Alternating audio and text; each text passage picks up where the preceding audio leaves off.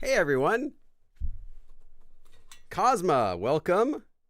Yoon, Nomara Man, Eve LaFee, Gummy Girl, Keith, Flo Purdy, Chad.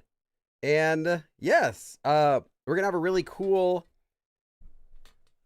interesting lesson for today. If you have ever learned Tony before, you're gonna really get it this time. I got a special trick for all you today that I hope should make it super easy to master this form. And I don't always say that. I mean, I do always say that, but I also mean it. So it's going to be a really good lesson. You're all going to master this form today. In the meantime, let's see. Welcome, welcome. Just see a few new faces here already. In the meantime, if you have any questions before we get started with the class, now's the time. We've got specifically like 24 minutes. That's the time we have. So yes, welcome.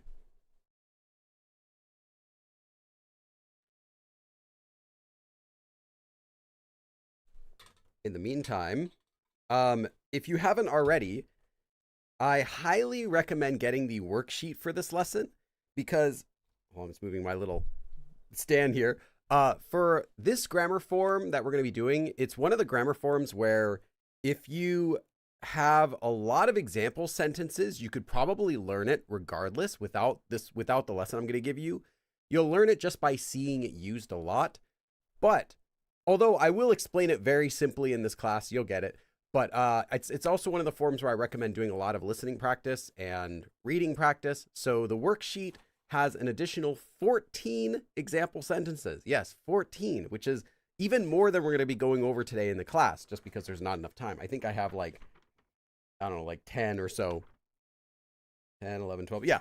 for the actual class we're going to be doing, but the worksheet has 14 extra sentences, so I highly recommend getting that one for today, just to read over them. Even if you don't want to bother doing the worksheet, at least just read the sentences. I think that'll still help. So you kind of get an idea of like how this form, when this form is used, like what sort of nuance it has, besides just listening to my explanation, which will be perfect, by the way, but listening to a lot of sentences will help as well.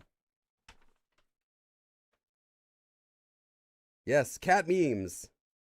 Yeah, Flo, long time no see. Not really that long, but a few weeks, I guess, a couple weeks, 2, at least 2, maybe 3, but at least 2.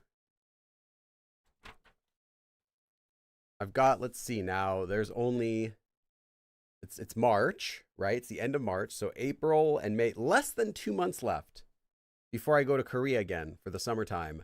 We should do another fan meetup sometime in the summer, maybe the end of May, I'm thinking. That might be good. Maybe the end of May. It's gotta be early. It can't be like late when I'm there. Like it can't be in July just because the weather gets too hot. So probably I'll probably do it at the end of May. I'll announce something as it gets closer. I'll make like a video about it just so all of you know when and where it's going to be. Probably the same spot that we did the last few. Unless there's a concert going on that same day, then we'll have to move it to somewhere else. For those of you who are at the other meetup know what I'm talking about. But anyway, yes. Quick question before the lesson starts. Any tips for when syllables are getting squished together in Korean? Similar to our contractions. I mean, yes. So you're asking about something like hello sounds like fewer syllables than it's written. Hello? Hello. I'm not sure if that's the best example because I'm trying to think. Hello. We do say that. That doesn't seem like an example of it. Maybe you're saying like, are you talking about like sound change rules? Like it gets compacted, or are you telling where people pronounce things shorter? Can you give me an example in Korean where something is said like that? Unless you're talking about like, 안녕하세요, like, is that kind of what you're talking about? Is that when you say hello, do you mean the Korean hello or the English hello? I want to make sure I know what your question is. But yes, I have tips no matter which version of the question you're asking. Rachel says, I'm going to Korea for the first time mid-May. Oh, nice. That'll be really cool. It's good weather to go there. I'd say any time in May is going to be nice weather. April can be a little bit cold sometimes. June is a bit hot. July, get out of here. August, like, what are you doing? September, come on. Are you serious? October, November, it's cold again. There isn't really a nice spring and fall in Korea. It's really short, but it's better to be a little bit chilly than to be a little bit hot, I would say. So I like May is my favorite, and then November would be my second favorite. But both of those are nice. So I recommend May or November. Mid-May should be very nice.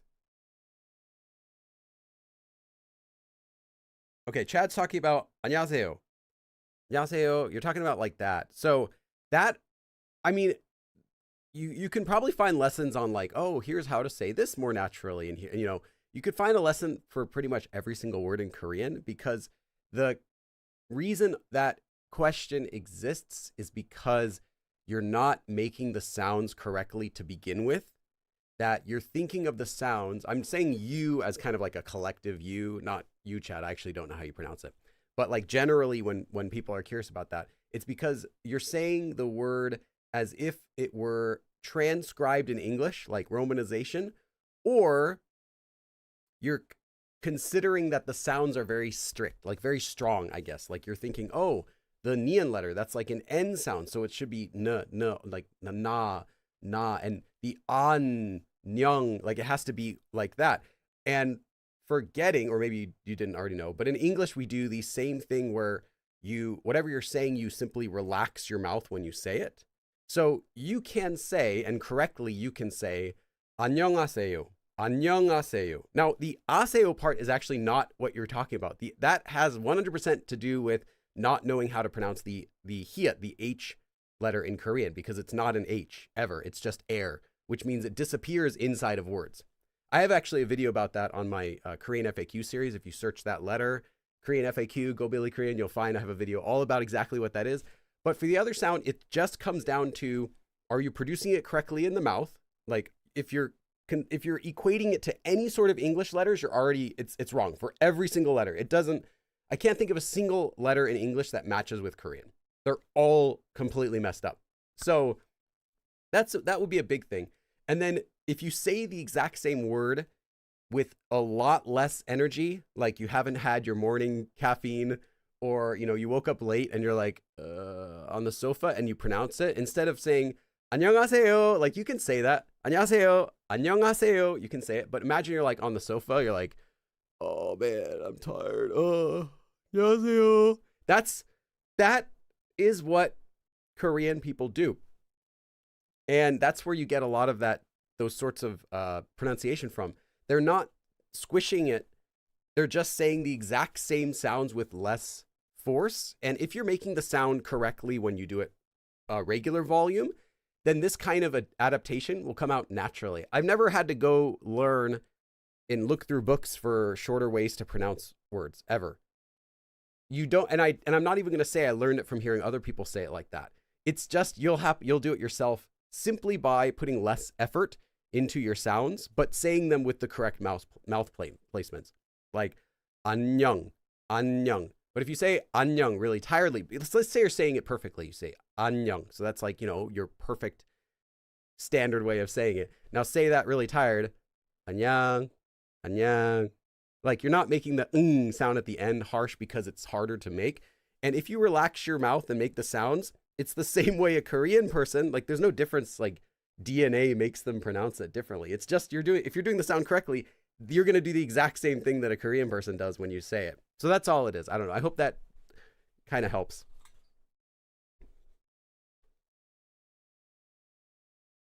10월에 한국에 갈 거예요. 너무 기대돼요. Nice. Yeah, May's going to be great. Everyone going to Korea in May. I'll be in May too. I like going there in May. One of our A sounds might sound similar. There are similarities, and British English or American English or whatever language you speak.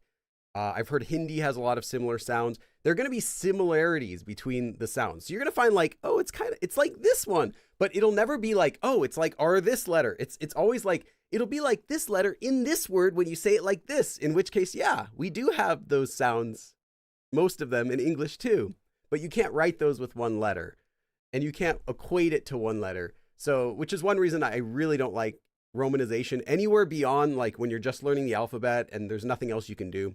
I really don't like romanization just because it can cause those problems down the line. If you're thinking that this letter it's this letter, like it's kind of like that letter. It should help you remember it, but push that away and only listen to how they're saying it because they are made a lot differently. Even like, like I mentioned the letter, the nian, the N letter. It's not it's not a harsh sound. It's a soft. In fact, it just taps your mouth, which is why that sound can sound like a D. Because if you tap the position for the N in Korean, it's a D sound, which is why Koreans might say 네, like yes, 네, but it actually sounds like 대, almost like 대. I'm saying it like 대 right now just to emphasize it. They don't do it like that. But they might say it like 대, 대, 대, 대, 대, because they're not hitting it harder. And if you think of it as being an N and now you're hearing it as a D, you're not wrong, but you were wrong to think of it as an N in the first place. So yeah, that's why I recommend learning the sounds as they are in Korean, trying to mimic how it sounds. Like you can do shadowing if you want to kind of accelerate that, or just lots of listening practice if you don't want to worry about that. And all of the sounds are going to be a little bit different than they are in English. A common theme, though, between a lot of the sounds is that they are softer or sounds in English are harsher than in Korean. So Korean sounds are softer than the same sounds that we make in English for a lot of them.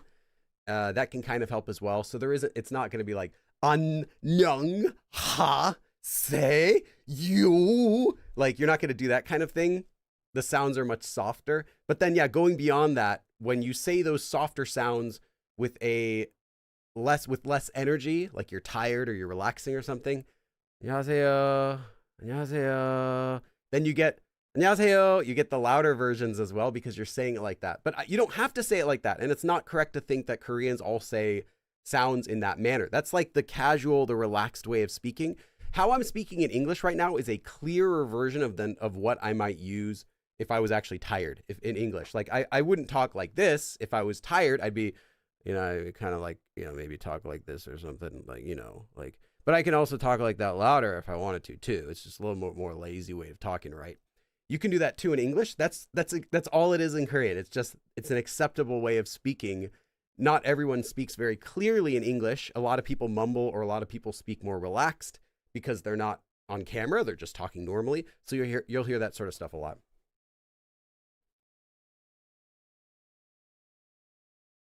Kamgi? Oh no, I don't have a cold at all. I'm actually fine. It's just my manly voice coming out. I try to hide it during my normal live streams, but sometimes it just comes out. Yeah. So that's all it is, Keith. Just But no, I'm not. I don't have a cold or anything. What is the sentence for doing words? What do you mean? I'm not sure what that means. Did someone else understand what it means? The sentence for doing words.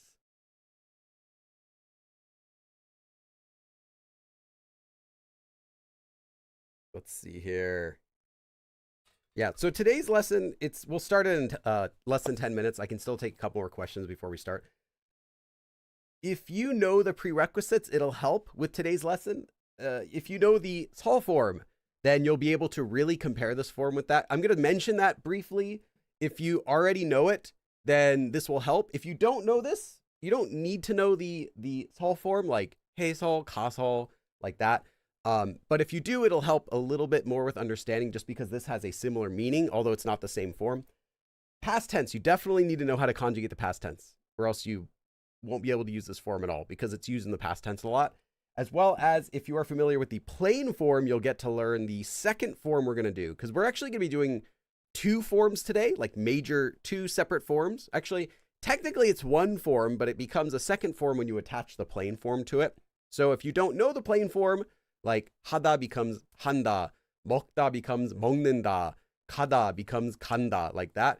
If you don't know that form, then you won't be able to use the second form at all, but you'll still get to use the main form. So yeah, at least if you are aware of these, it'll help. But if you don't know them, you can still follow along with the lesson for most of it. You just won't be able to use it yourself.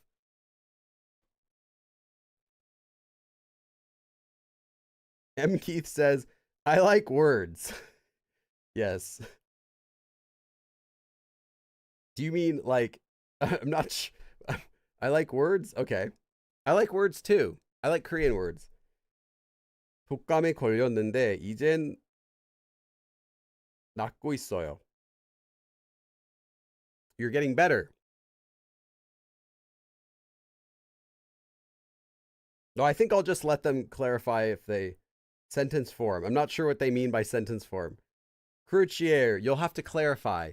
I'm not sure what you mean by sentence form.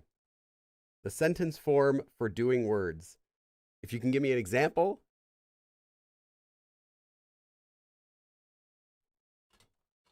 I think it's interesting that so catch a cold in Korean, they say literally 감기에 걸리다, which means to get caught by a cold, which is kind of interesting, right? Because how would they end up with the exact same expression that we use in English? Japanese is also the same thing. I mean, it's like kaze ni hichata. Yeah, I think it's to be caught or pulled by a cold, like that. I don't remember Japanese as well as my Korean. But yeah, it's just interesting. There's a lot of like hidden Latin. I don't know if Latin's the origin for that, but it is one of the origins. There's a lot of hidden stuff in Korean that looks Korean. I mean, it is Korean, right? But came from probably the same origin.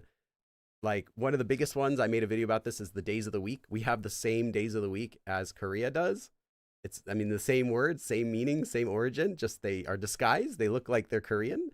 They're through China, but they're through China and through Japan, but they're not, they look totally different, but it's the same origin with like Monday, Tuesday, Wednesday, Thursday, Friday, Saturday, and Sunday. You can see that very clearly in Sunday and Monday without having to know about anything deeper. Sunday is 일, which means sun, and 월 is moon for Monday. but it's all of them are actually the exact same thing that we have in English. So that's another thing that came through Chinese, through Latin, through Romans, and through all that stuff. But yeah, if you look closely, there's a lot of little hidden things in Korean that are shared with English and a lot of other languages too.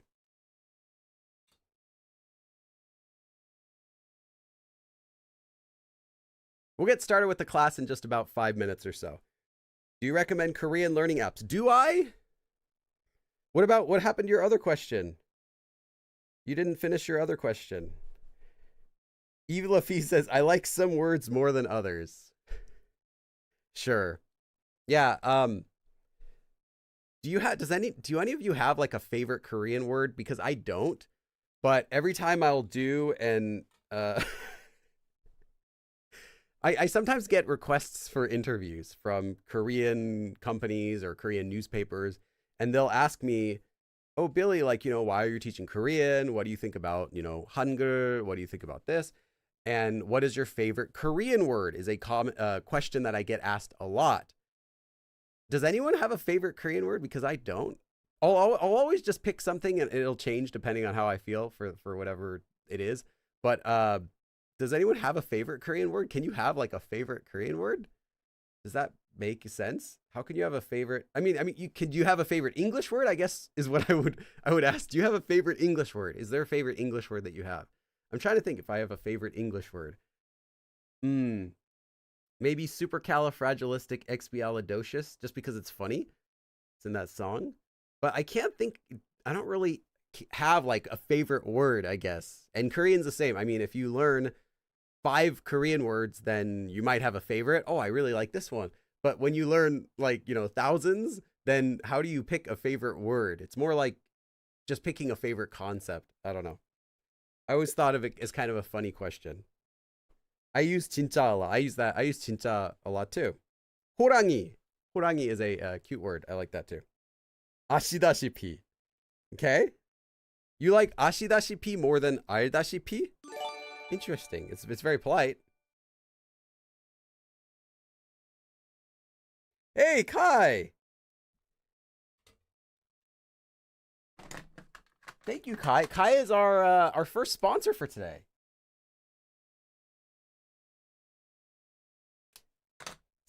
Kai says can't stay long today, but it's a good lesson, Kai. You're gonna master Tony. I promise you. You're gonna be an expert, a world expert on Tony. You sure? You say just popping in to say hi, friends. Happy learning. My favorite Korean words are the ones with repeated sounds, like 싱싱하다. Yeah. Okay, that's fair. Yeah, it's just gonna be like a word that sounds good to you. Like what sounds fun to say or something like that.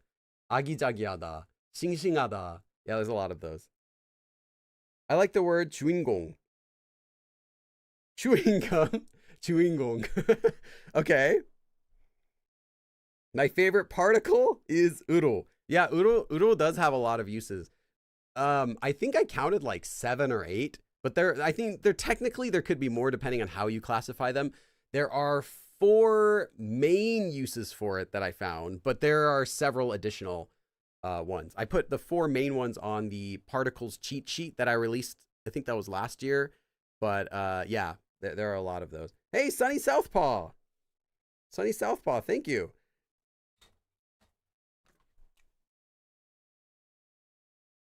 See if I can fit your whole name on here. Yes, I can. Sunny Southpaw says, thank you. I appreciate all the work you put into your lessons. They have been very helpful. You are the best looking Korean teacher I've ever seen. And so smart and a genius. Thank you. That's a very nice comment to say, Sunny Southpaw. He says, 팅글 makes me smile. I like that one too. 최근에 일본어 배우기 시작하려고 숫자를 쓰는 법 외웠는데 간지, okay. 검색해보니까 nice. I'm like, you're gonna get use that grammar form, and you did.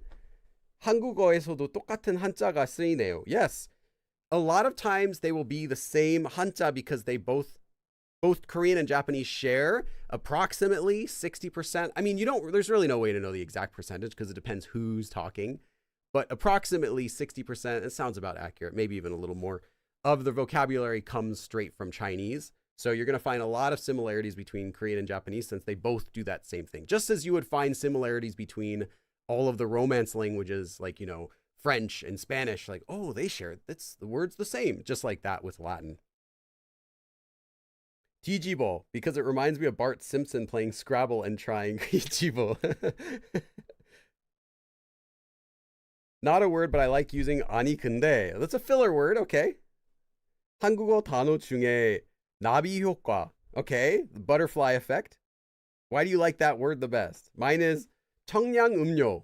Okay, do you like it because of all the sound change rules in it, or you just like the drink? 청량음료. I didn't say that. What? Sunny Southpaw, I was just reading your comment. I'm not sure. Maybe my tablet glitched or something.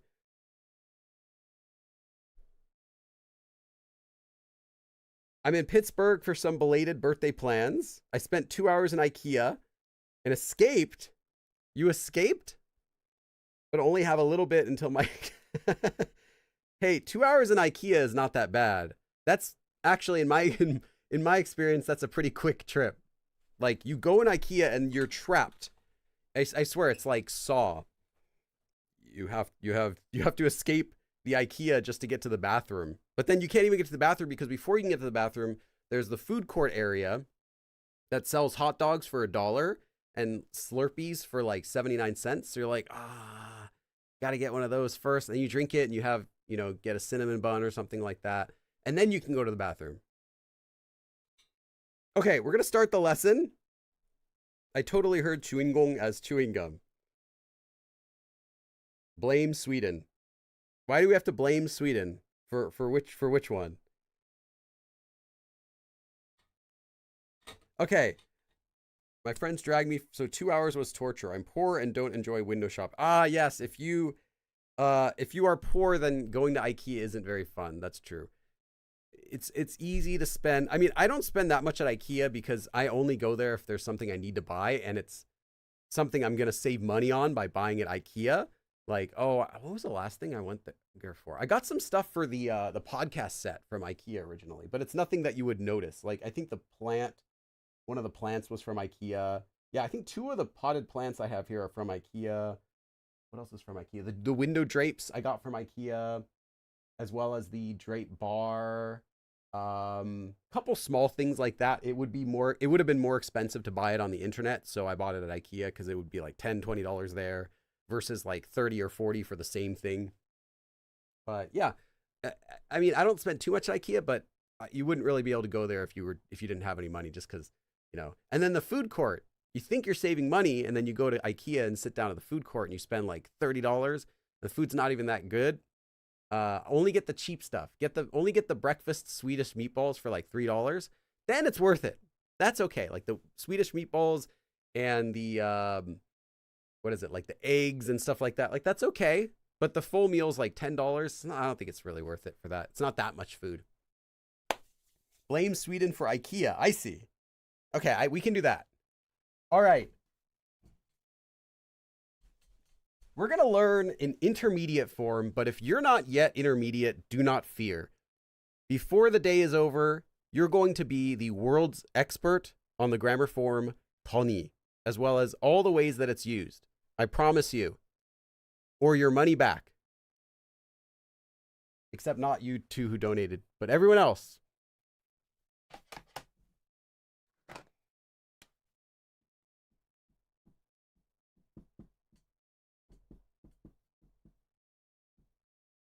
Came up with a really good way of teaching this. I mean, I don't know if it's a good way. We'll find out today.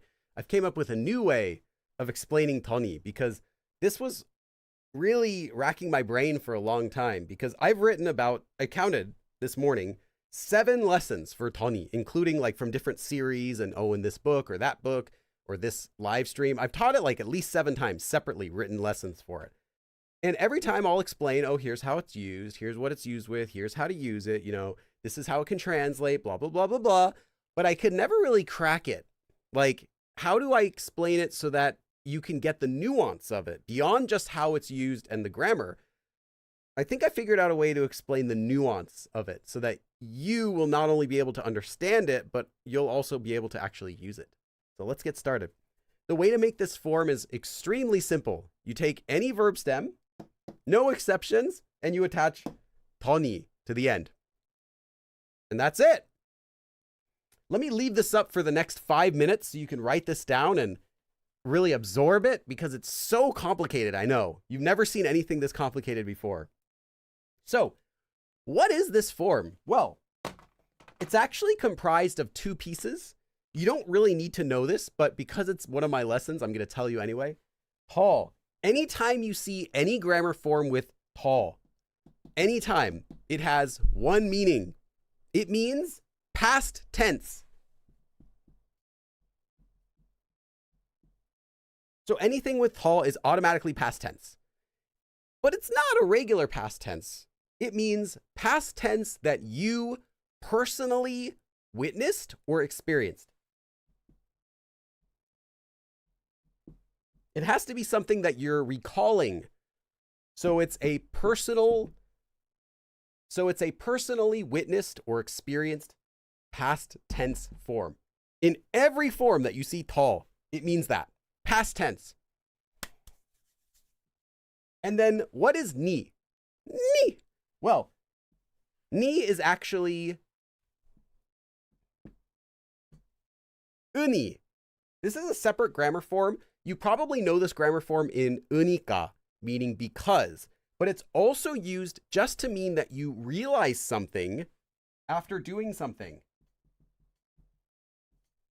You might have heard the grammar form like something, hey 보니까, or hey 보니. That ni is this one. It literally can mean because, or just after doing something, I realized, and then you say what you realized. So if we put this together, it's basically like saying something was in the past tense. Something was, or something happened, and I realized.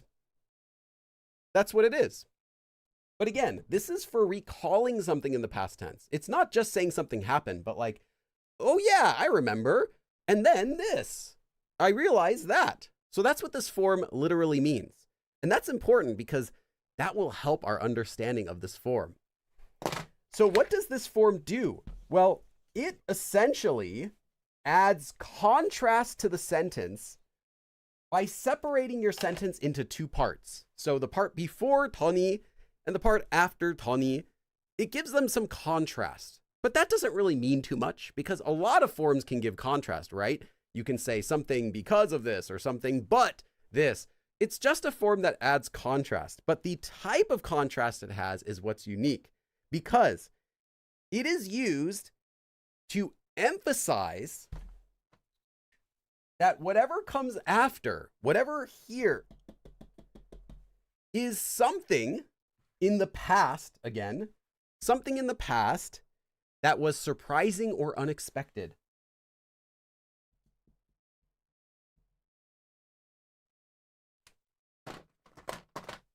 You can kind of think of this as meaning and then. But it's like, and then something unexpected. And then something surprising, like that. So something, past tense, and then something unexpected is what it literally means. Now, this might be a little bit confusing. If so, don't worry. I'm going to be giving you another, an easier way to think about this as well. But first, I'm just going to kind of go over the like literal usage and, you know, what it's supposed to mean. Maybe it'll click already, but if not, it will click really soon, I promise. Okay. So again, it's used overall to emphasize that something in the past, using tall, something in the past has a surprising or unexpected result. So it's kind of like saying, and then something. So something verb, something happened. And then what was unexpected was this, or what was surprising was this, like that. Okay, I'll leave this up for just a few seconds, but then I'll move on. I just want to check how everyone's doing. Yeah, and then works fine, but there's a better way as well. There's a better way. Roll credits, yes.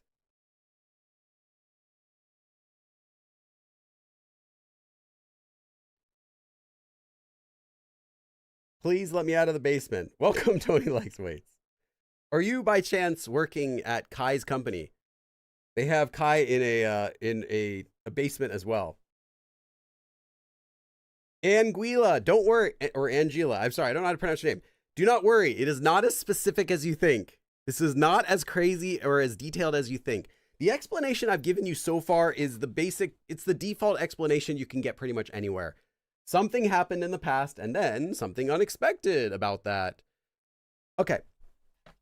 So for those of you who are like, for those of you who have studied a lot of Korean, you might think this kind of sounds like maybe the form like sol.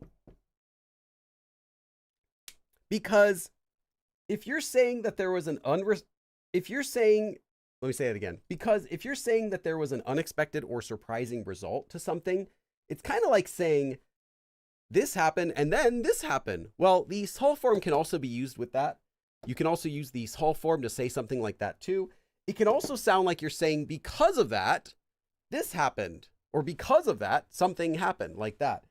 And the sol form can also be used to do that. But this form, if you're wondering anything about this, this form shows a larger result than just using the verb sol. I'll talk about how in a second, but I just want to bring it up really quick in case you're wondering how it compares with sol. This form is not comparable with sol. You can't swap it. This is more of a larger result, a bigger issue, something unexpected, whereas this doesn't show that at all. Okay, so how do we translate this then? Well, I gave you one translation and then, but this will translate naturally a few different ways. Let me write some of them up here.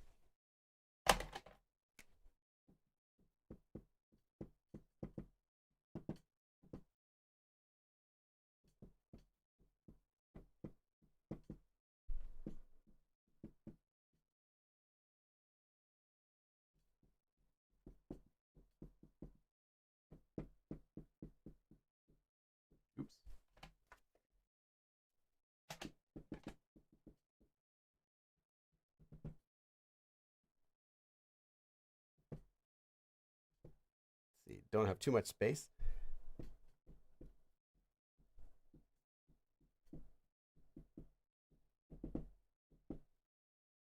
Gold and now.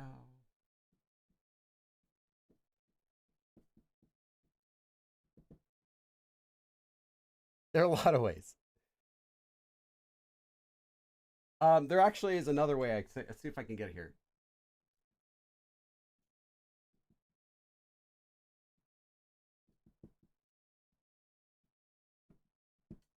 Okay, there are a lot of ways. I'm going to read these one at a time. You can take notes of the ones that resonate with you. So first is just our default meaning of and then. But the nuance this has is kind of more like saying, because we're talking about something unexpected or surprising, it's kind of like, and what do you know, but like something else happened and it was surprising, right? We might say that. And what do you know, but this happened.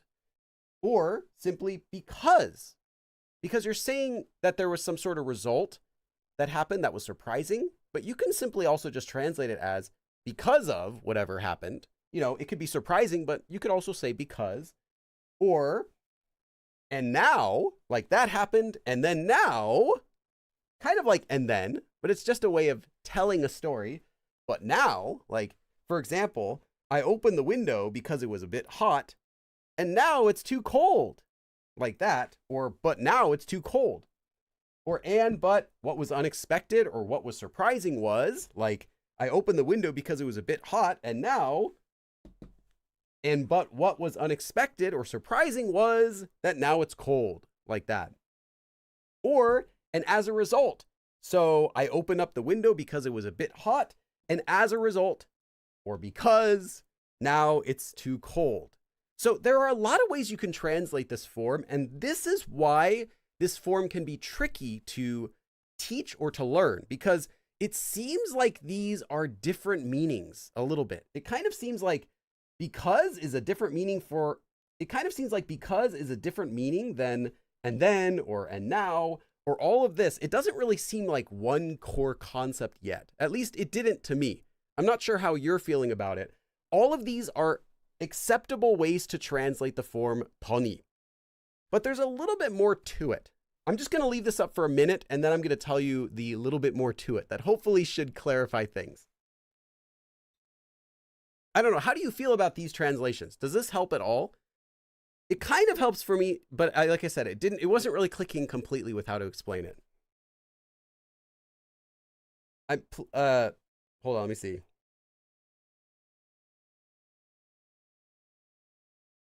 Overly vague movie reference? No, and then I'm not sure what movie it is. What's that movie? I'm not sure, says Tony. It's dark here and smells like kimbap. Are you sure you're in South Korea? You sure you're not in North Korea? We might need to really send help. How much does your intonation play a part in the feeling of the unexpected result? It doesn't. This form does all the heavy lifting. 딜리 스트리밍을 봤더니 한국어 실력이 늘었어요. I watched your stream, okay. I'm feeling spicy about it, says Tony. 창문을 열더니 새가 날아왔어요. 철수가 창문을 열더니 창문을 What? 철수가 창문을 열었더니 고양이가 들어왔어요. Okay. Oh, was it Harold and Kumar? I haven't seen any of their stuff, except I saw part of the one where they go to White Castle. Or maybe it was like they escape Guantanamo or something like that. I can't remember. I think I saw part of one on TV. I never saw Dude, Where's My Car? Okay, so these are just how you can translate it, but there's something else that I think should help make it make more sense.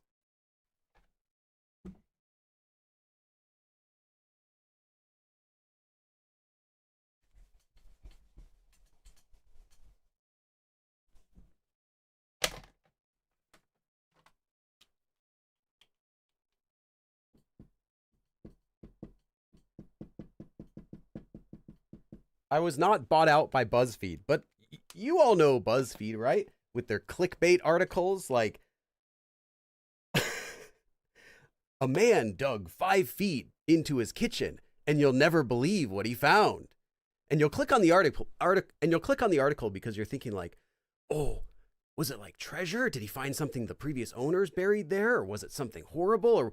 And you read the article and it was like, oh, he burst a water pipe that was buried there for 50 years and now there's water damage in his kitchen. It'll be something like mundane like that, but they'll frame it as like it's the most interesting thing in the world. Basically, clickbait, right? Now, the 더니 form is not clickbait. Neither is this lesson. You're actually going to learn it. But this kind of gave me an idea for the form because the core point of the 더니 form is that the nuance of the form is kind of like you're telling a story.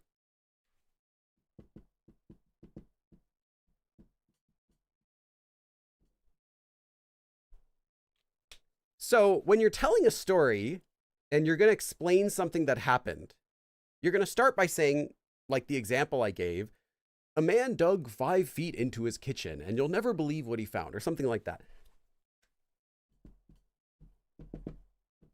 You might start a story with like, so, like, hey, I'm going to explain something. So you see, like that. So this happened.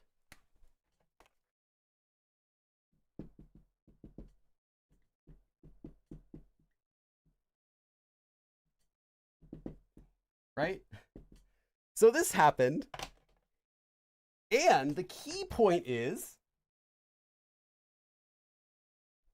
oh wait, I'm already out of space. Let me make some more space.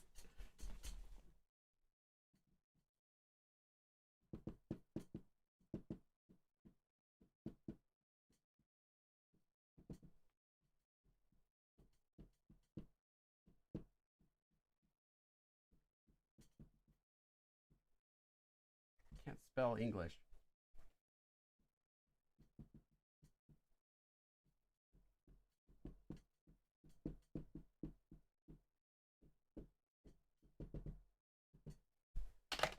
So this form kind of has the nuance of you're telling a story. You're storytelling, and you start out by saying, so you see, so this happened. Again, happened. It's past tense because it has 더. So it's past tense. You're telling a story of something that already was or already happened. If you're using an action verb, it's a happening. If you're using a descriptive verb, it's a it was, like, oh, it was hot outside, like that. So this happened, and you'll never believe what happened next. Like, I'm going to tell you something that's unexpected or surprising that happened after. Now, it doesn't have to be necessarily something crazy. Like with BuzzFeed, with clickbait, when you're using clickbait, you don't really get the clickbait most of the time. It's something unexpected, yes. If a guy dug 5 feet into his kitchen and, burst a water main, that's unexpected, but it's not like crazy. And that's the same thing with this form. It's simply something that's unexpected or surprising, but you're telling it like a story. You're like, hey, so you see what happened is this, and then what happened is that. So by doing that, you get all of our translations in here. And what was unexpected or surprising was, or, and now, or but now, or, and what do you know, but this, as well as our meanings of because. So because a man dug 5 feet into his kitchen, he, burst the water main, like that.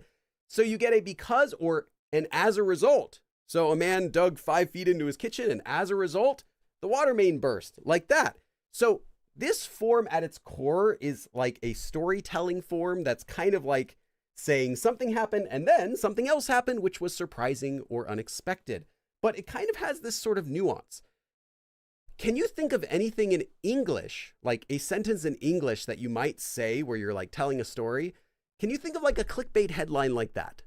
But make it not actually clickbait. Make it like, or actually, let me say, you can make it clickbait, but make a sentence like that in English, but give us the answer, like what actually happened. I want you to try doing that in chat. I'm just curious if you guys are kind of on the same page as me with understanding it.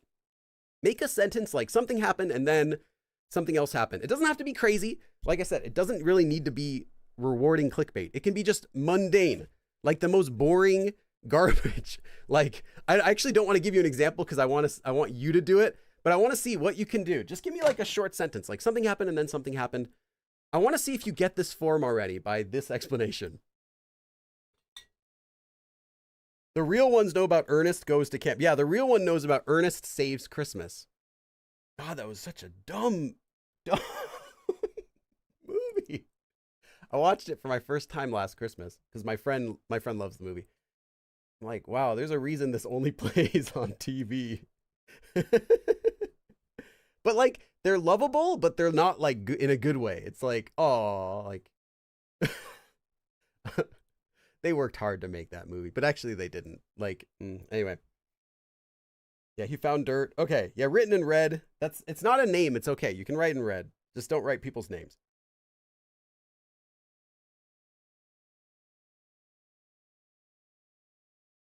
The dead dove do not eat scene in Arrested Development. I didn't see that episode. I haven't seen most episodes of that, actually.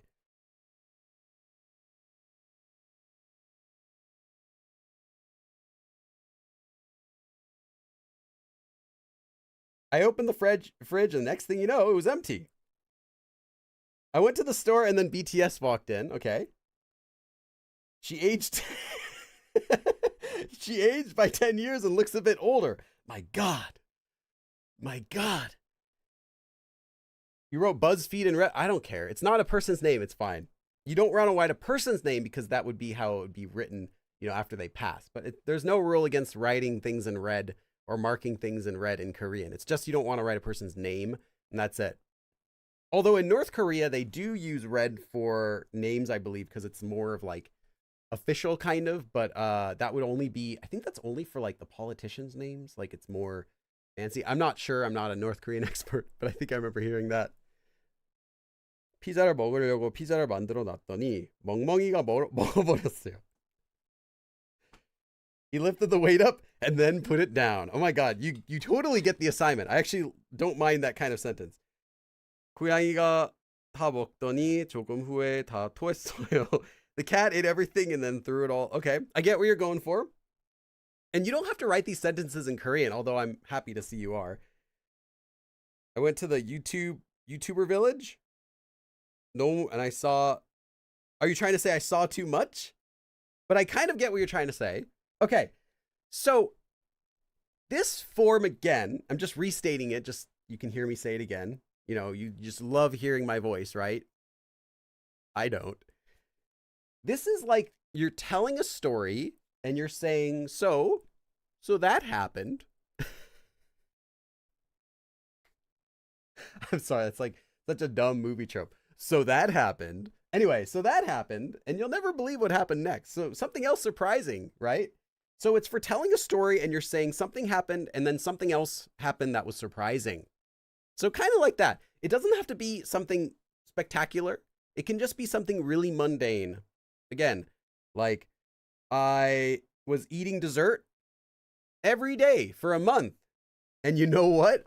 I gained weight. Right? It's not really like that surprising, but it's kind of surprising because you're just saying, so I was eating dessert every day, and then you'll never believe I gained so much weight. Like that. I mean, yeah, obviously you believe it, but it's still something that's unexpected or surprising. Let me check another sentence because I have like 14 more in the worksheet you can also check out. It doesn't have to be something bad. It doesn't have to be like, oh no, or anything like that. Let's see. One of the sentences we're going to do soon is going to be the shop said that they don't have any customers on the weekends. So, and then eventually they had to close shop because they didn't have any customers. Charsu was only reading books every single day, and now he works at the library. Again, it's not like something crazy unexpected, but you could frame it as like a clickbait sort of thing. So Charsu read only books every day, and you'll never believe what happened next. Well, he got a job at the library, right? That's a sentence that you can use with this form. So that's all of the way. So that's how the sentence is not sentence. So that's how this form is used.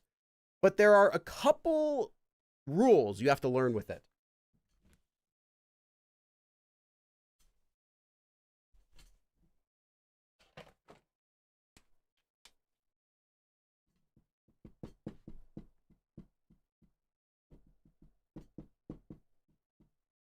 This form has some restrictions when you're using it with this form has some restrictions if you're using it with an action verb or a descriptive verb. Now, if you're using it with an action verb, actually, let me not start with this. Let's start with just action verbs.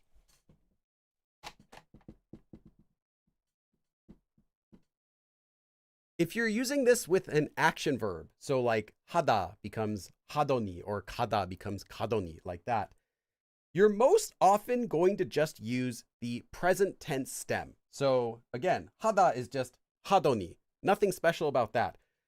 But you could also use this with a past tense stem. For example, hada normally conjugates as like 했어요, right? So you get 했더니. You could use it like that with an action verb. So why might you use a present tense stem or a past tense stem? Can anyone think of the reason why you might want to use a past tense stem instead of a present tense stem? I'm not going to wait for an answer. I'll just tell you. So normally we're talking about a past event.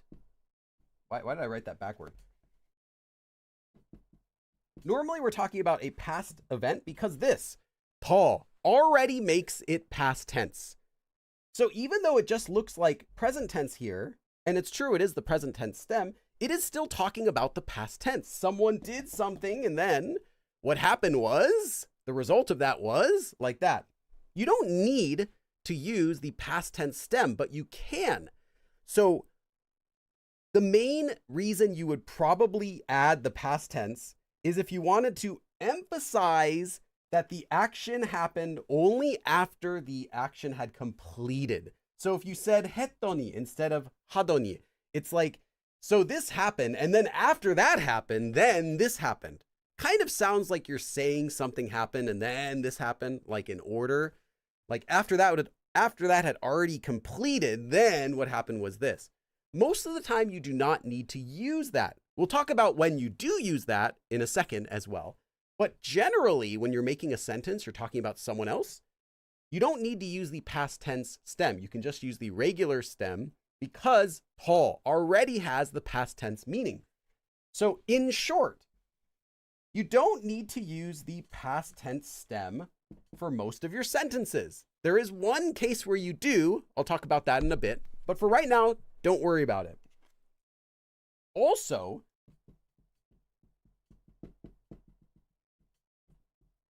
for descriptive verbs, you only use the regular present tense stem. you would never use the past tense stem. For example, like the descriptive verb, like 맵다, like spicy or anything like that. It's always just 맵더니. It's never like 매웠더니 or anything like that.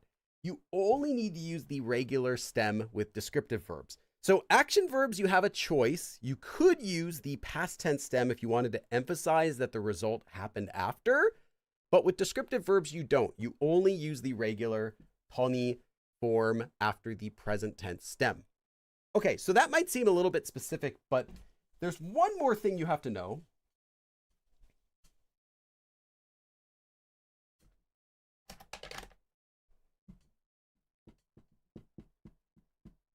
When you're talking about something that you did yourself, so using first person to say like I or me, like I did this, I went to the store, and you'll never believe what happened. Anytime you're using this form 더니 and you're talking about yourself, you have to actually use the past tense stem, which is going to be this double letter right here and then 더니. So you conjugate a verb to the past tense, remove everything after here, and then attach 더니. So if you see a sentence with this, most of the time, it's just going to be talking about I, me. It's first person. That can make it easier to recognize these sentences. If someone uses the past tense, because it's normally not required, if someone uses a sentence with 더니 with the past tense, it's an I or me sentence. And to think about it, if you're telling a story about someone else, so you start off by saying, okay, and so they were reading books every day. So they read books every single day. And then you'll never believe what happened. They got a job at the library. And so they read books every day. It's kind of like you're in English. It's kind of like you're just telling a story. You're not necessarily needing to say like, so what they did is they had read books every single day and then they worked at the library. You can just use the regular present tense because the past tense meaning is already in 더. But when you're talking about yourself, the way you tell a story is a little bit different. You're saying, so what happened is I had done this. I did this. And then what happened is this. This is not like there isn't necessarily a reason for this. This is just kind of a nuance difference. But in Korean, when you're telling a story about yourself using this form, you're going to use the past tense and say, oh, it had already happened. And then what happened? But when you're talking about other people, you don't need to do that. So this is just something you can memorize. When you're talking about yourself, you use the past tense stem with 더니. When you're talking about anyone else, just use 더니 after the verb stem. That's it.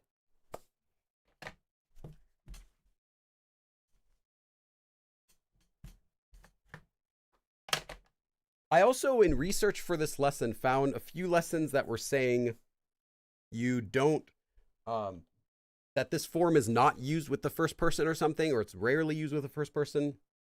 And that's not true. This is used with any subject you want. It can be yourself or another person. But yeah, that's the only thing you need to know about how to use this form. So that's everything you need to know about how to use this form. And I see I got a donation. Oh, thank you, Flo Purdy. Wow, thank you. I haven't forgotten my responsibilities. It's a very nice, large donation.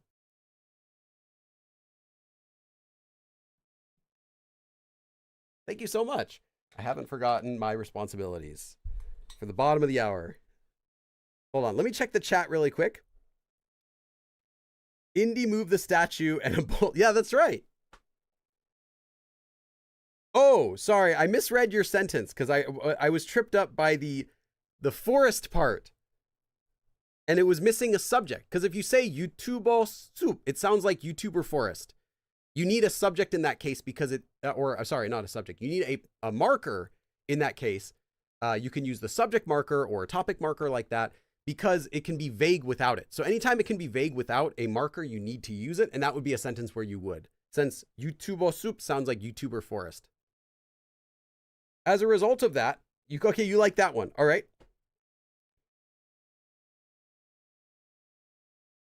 Yeah, but it will always be a unexpected or surprising element. This would not be like I did something and then totally expected is this. It's more of like, hey, and then you know what happened?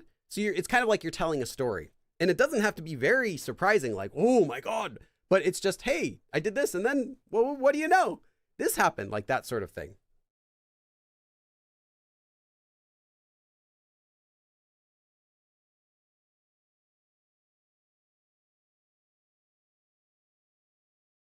So it'd be best to keep it less confusing and stick to present for both.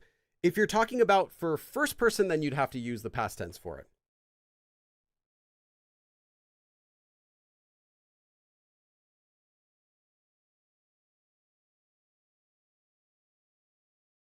See, 매일매일 피자밖에 안 먹더니 오히려 살이 빠졌어요. Actually lost weight. Okay. I was shoveling snow. I'm just reading some of the other comments. Nice, nice.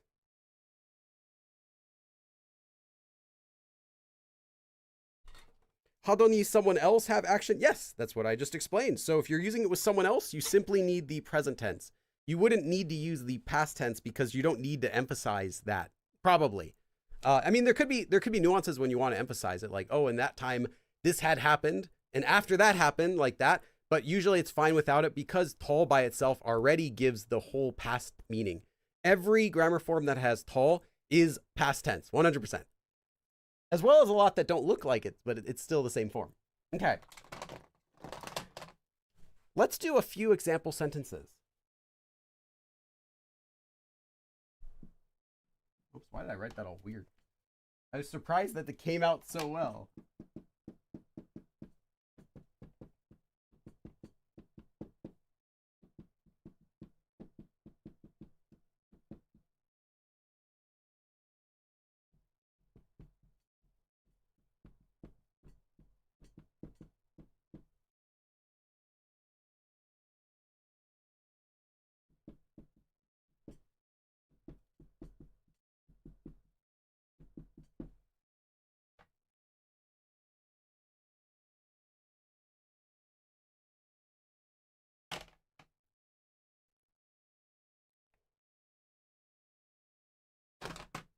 Okay, here's a very simple sentence I wanted to start with.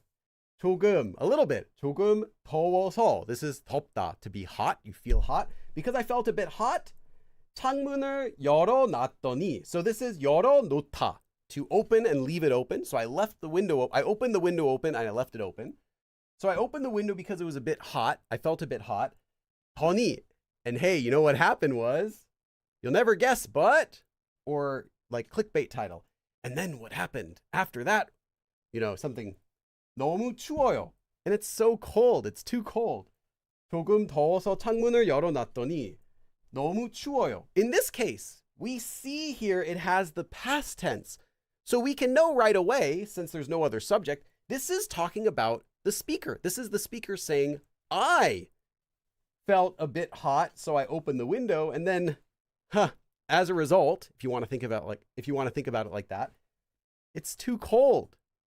So I was a bit hot and opened up the window, and now it's too cold, like that. Okay, I'll leave this up just for a little bit.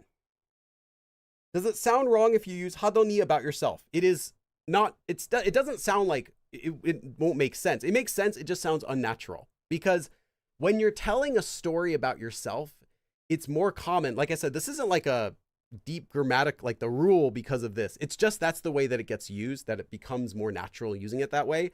When you're telling the story about yourself, it gets that past tense feeling in it more than when you're talking about other people.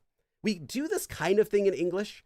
Like I was trying to explain it in English, but we might say like, oh, so then Johnny, he goes to the store and he's talking with the other worker, and then, you know, they both left early or something, or like, you know, they both decided they're not going to work today. And we're saying it in present tense even though we're talking about the past tense, because it's like my personal experience. So like Johnny, he goes over to the man, he tells him to stop, tells, goes, present tense. But I went over to the store. I don't usually say, so I go over. You could, but this is just the way they do it in Korean. So I'm just trying to compare that in English, we can do this sort of thing where we narrate something about the past by using present tense. In Korean, they tend to do, for first person, they tend to narrate themselves in the past tense and other people in the present tense. So that's why you don't need it. But the any other deep reason by that, I wouldn't know. It's just that that's the way it tends to get done. So it sounds more natural to do that way. So yeah, they'll understand you, but it sounds unnatural. 한 달만 밥을 해먹더니 돈을 모았어요. So you're trying to say like I saved money?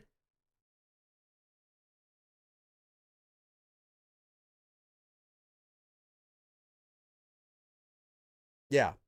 Because if you wanted to say I was able to save money, if you want to say like I could or I was able to, you'd want to use the passive version of a verb. You wouldn't say once upon a time about yourself either. Yeah, I mean, you can, but it's like, this is just one of those things where it's more natural to do it that way. If you want to keep it really simple, just remember past tense for yourself, present tense for everyone else.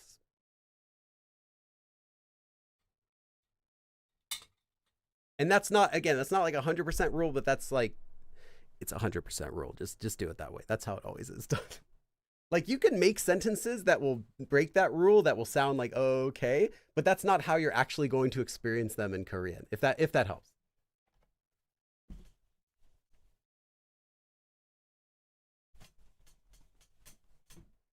I mean, nobody sat down and decided grammar rules in Korean, but there are reasons for most stuff.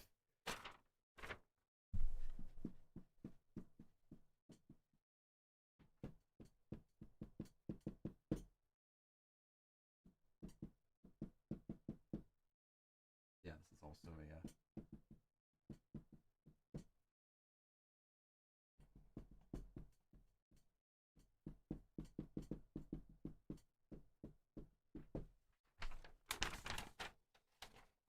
매일, everyday, 디저트, dessert. 매일 디저트를 먹었더니. So we see it has the past tense, so we know it's talking about ourselves. So I ate dessert every single day, and as a result, you know what happened was 살이 찌다 is to gain weight. 살이 쪘어요. So I gained weight. So I eat dessert every day, and you know what happened? I gained weight. Like that. 매일 디저트를 먹었더니 살이 쪘어요. Oh, man, I gained weight. So it's kind of surprising. It's still unexpected to the speaker. I mean, it doesn't have to be like, the comparison I gave with like clickbait kind of works. So it's like, so this person ate dessert every single day and you'll never believe what happened to them. And you click the article and it's literally like they gained 50 pounds. Like, duh. But it's still expressing that it's something kind of unexpected, even though it's obviously not, if that helps, because it's a storytelling form.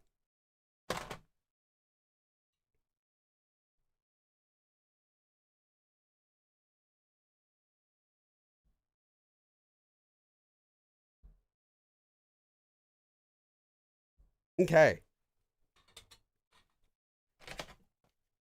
How are we on time? Let me check. We are horrible on time. I always go past the schedule that I'm trying to keep. But I do my best. Okay. Next sentence.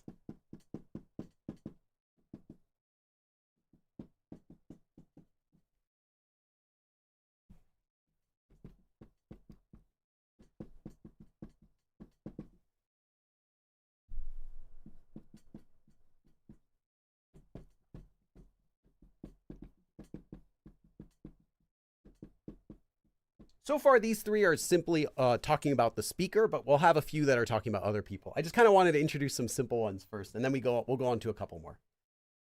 보자고 했더니 화를 냈어요.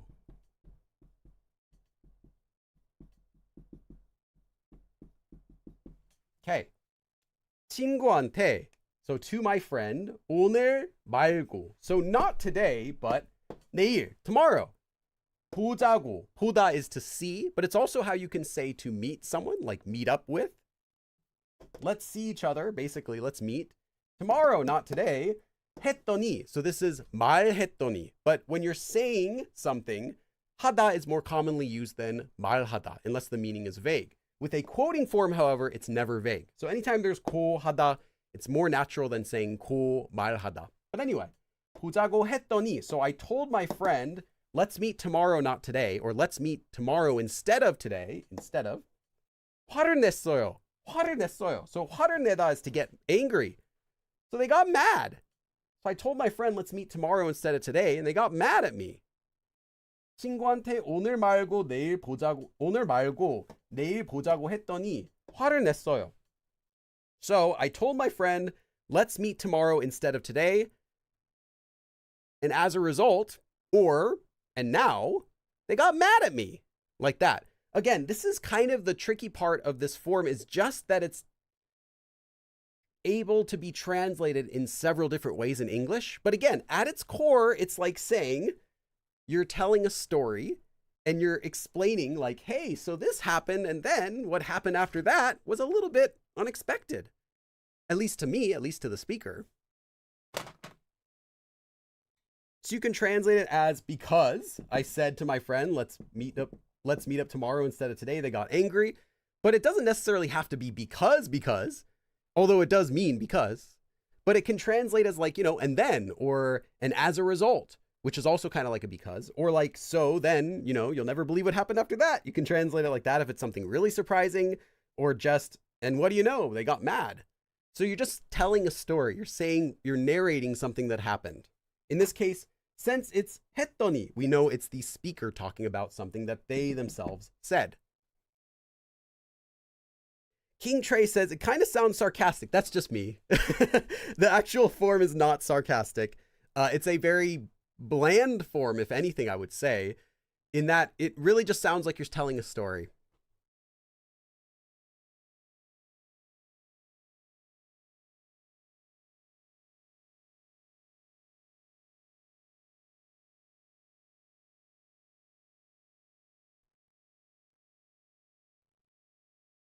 Okay.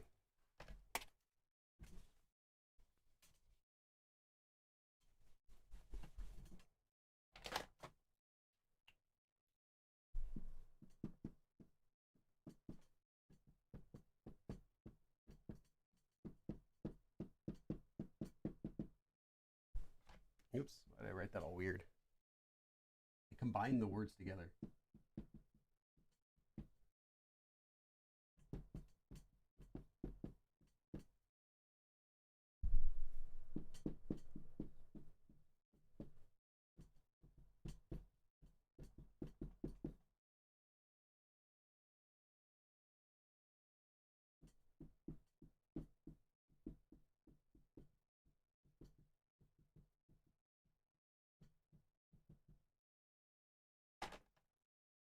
Okay.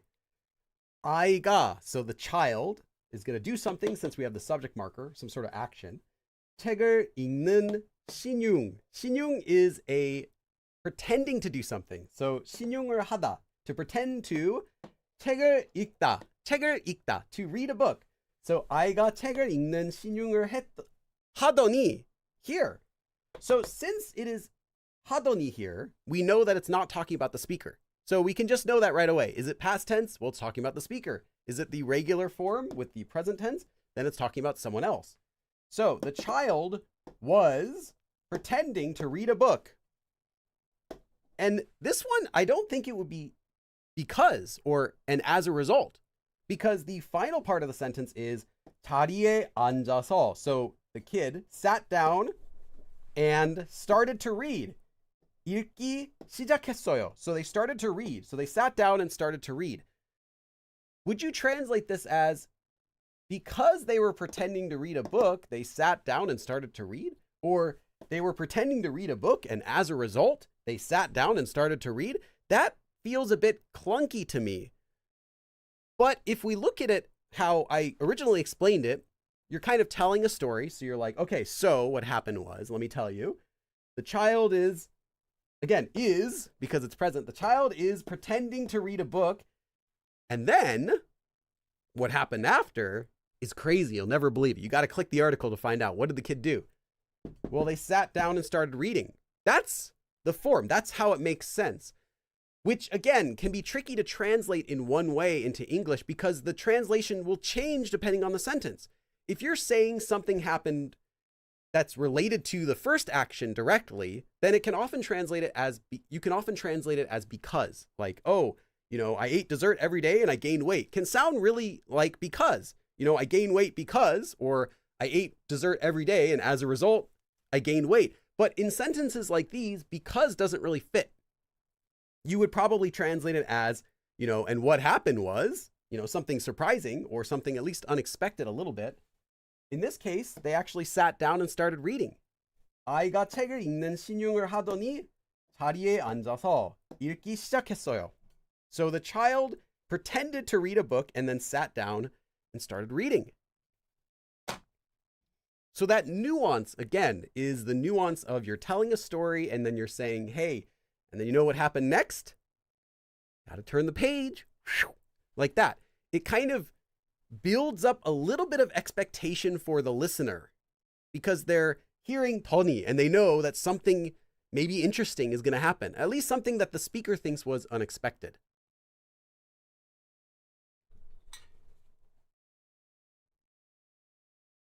X user says, why can't I speak? Kind of sounds like, okay. And hey, get this. Yes. Yes. Yes. Yes. That is the form. That is what this form is. You got it. If anyone else got that too, that's what the form is. It's like, and hey, get this. So this kid sits down pretending to read, and then hey, get this. They sat down and started reading. Yes. And that can translate though many different ways, because if you're making a casual sentence with your friend, you can say like, oh, hey, get this, right? But you're not going to say that if you're speaking more politely, right? But it's that nuance. And you want that nuance a lot when you speak in English. And this is how you do it. This is how you get that nuance in your sentence. You're like, oh, and then, hey, guess what happened? And hey, get this. And again, it doesn't have to be something like really big. It doesn't have to be something shocking, like they exploded or anything or found $1 million. It doesn't have to be like crazy. It's just literally like, hey, and then like that. So I wanted to give you a really boring sentence. That way we can kind of see that. Okay, I have a few more sentences, and then there's another form we also have to cover, which is also very simple. If you get this form, the second form we'll do is very simple.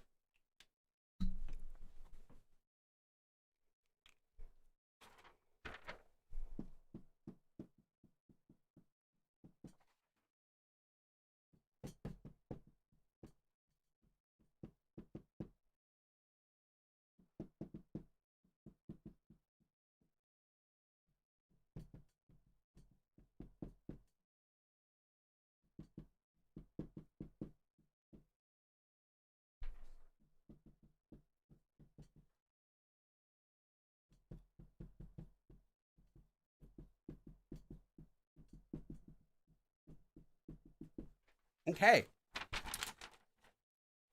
So this store says that even on the weekends, they don't have any customers, and eventually they close their doors. Again, you're narrating something. 그 가게는, so that store, 주말에도, so on the weekends as well, 손님 is a guest or customer in this case. 손님이 없다. There are no customers. 없다고 하다. So says. They said 하더니. So that store said that there are no customers on the weekends either, and 결국, eventually, 문을 닫다, to close your doors, which is to close shop, to close down, to shut down. 그 가게는 주말에도 손님이 없다고 하더니 결국 문을 닫았어요. So that shop, that store, that whatever, they said that they don't have any customers on the weekend either, and eventually they closed their doors. They shut down. 하더니. So they said that they don't have any customers on the weekend either, and get this. I like that translation. And get this. Eventually they shut down. So again, it's kind of an expected thing in this case. Like, it's not even unexpected, but to the speaker, it still is a bit unexpected. It's like, hey, that place was saying they weren't even getting any customers on the weekend, and then get this, they shut down, right? It's not unexpected to the listener, but it's still said with that sort of nuance that you're saying something that's a bit surprising. Again, surprising doesn't necessarily have to be unexpected. That's why I didn't just say unexpected when I gave the explanation, because they're a little bit different. You can be surprised at something that's expected, right? If you are eating dessert every day and you gain weight, it's surprising, but it's not unexpected, right? So that's why it can be either, but it's just something that's like, hey, check this out. Wow, did you know? Like that.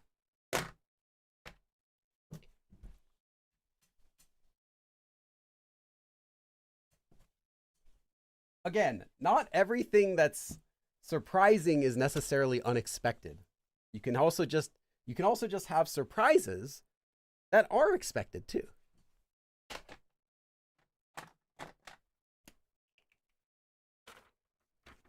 Like my little brother.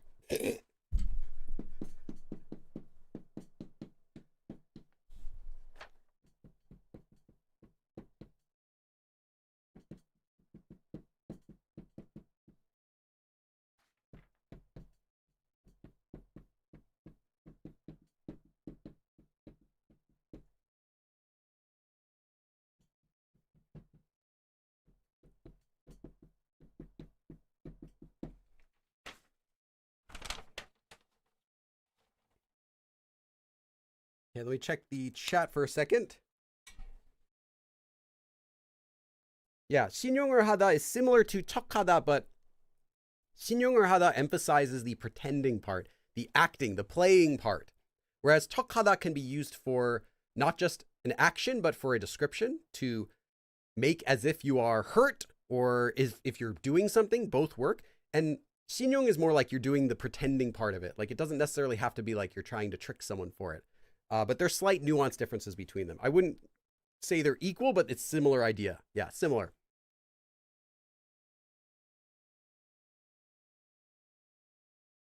Chika boot badu. You're skipping ahead. We're actually doing that form today.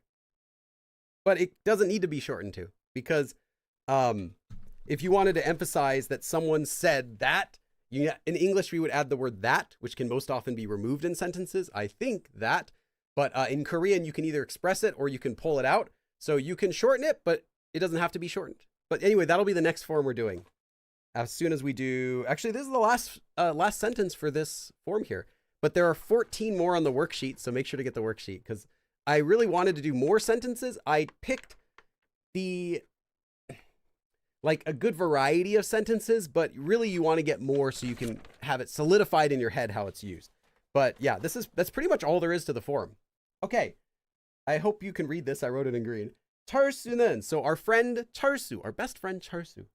매일, every day, 책만 읽더니. So only books. So 철수 was reading books every single day. So my friend 철수, he reads only books every day. All he does is just read books every day. And you know what? 도서관에서 일해요. 도서관 is library, so he works at the library. 철수는 매일 책만 읽더니 도서관에서 일해요. So, 철수 read only books every day. Again, it's still past tense. And now he works at the library. Go figure. Ha! That 철수. All he did is read books all day and, now he works at the library. That's the nuance of the form. It's just to express that. Like, hey, and you know what? Let me tell you, like that. Let's see if I got caught up on time. I was behind a bit, but now it is... no, I'm not. Oh, actually, I'm exactly on time now. Woohoo! Okay, I'm back to my schedule. I actually, whenever I write my lessons, I always time them just to kind of help prevent disasters where I make it into like a 2-hour lesson when it's supposed to be shorter. And so I don't spend too much time for like chatting and stuff. But yeah, right now I'm just actually a couple minutes ahead of where I was planning to be for now. Okay, we're back in business. So now all of you understand how to use 더니. But there's one more form that you might have seen that looks just like it, but is a little bit different, but is the form, but it's different. But it's the same thing, but not. But it's the exact same thing.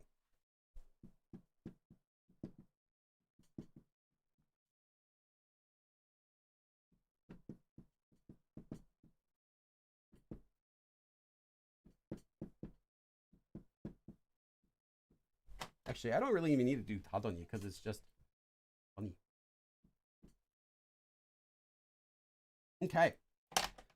If you take a quoting form, so like 하다 would become 한다, right? If you're doing a plain form, sorry, not a quoting form yet.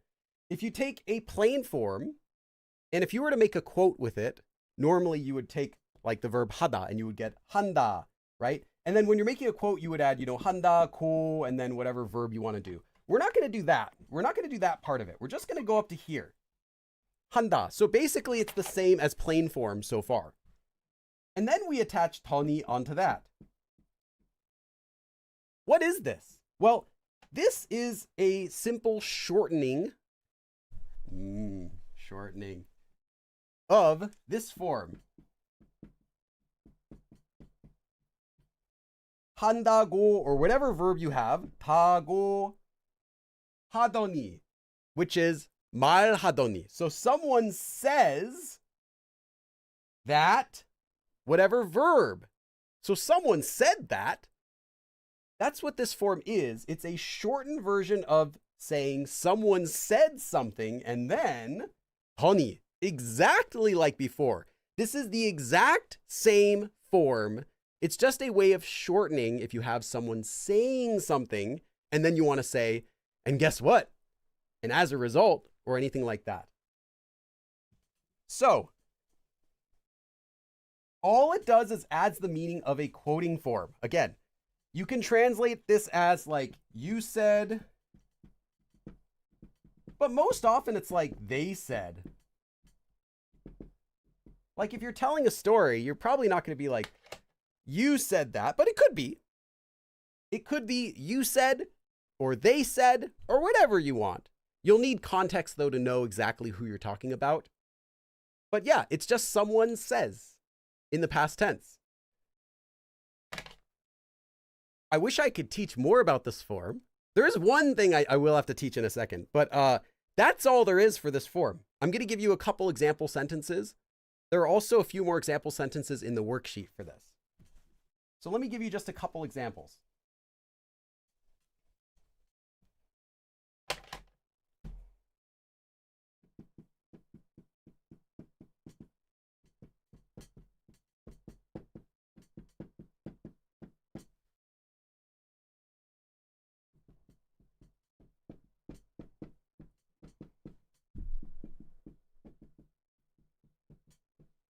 Okay. Check the chat for a second. Blip Blop Wow says, I'm stuck on something. I'm a beginner learner. I finished the alphabet. Oh, I would recommend asking this question after the lesson because I'll be able to give you like an answer. I do a little Q&A after every live stream. One day he'll explain in Warhammer 40K terms and I'll be one feet. So the thing about Warhammer, the reason, Tony, I don't talk about that in class is because it's actually the reason I had to sell my house and I'm just in huge financial trouble. It's the reason I beg for donations because I one time 5 years ago bought a Mini and I just haven't been able to financially recover from it. So I try not to talk about that during the stream. Hope you understand though. Let's see. 구어로 얘기할 수 있어요? Yeah, this is a spoken form, as is 더니. These are, if it's not, I'll always let you know. If it's like a formal or, you know, it's only used in poetry or it's only used in writing, I'll always let you know that. But this isn't anything like that.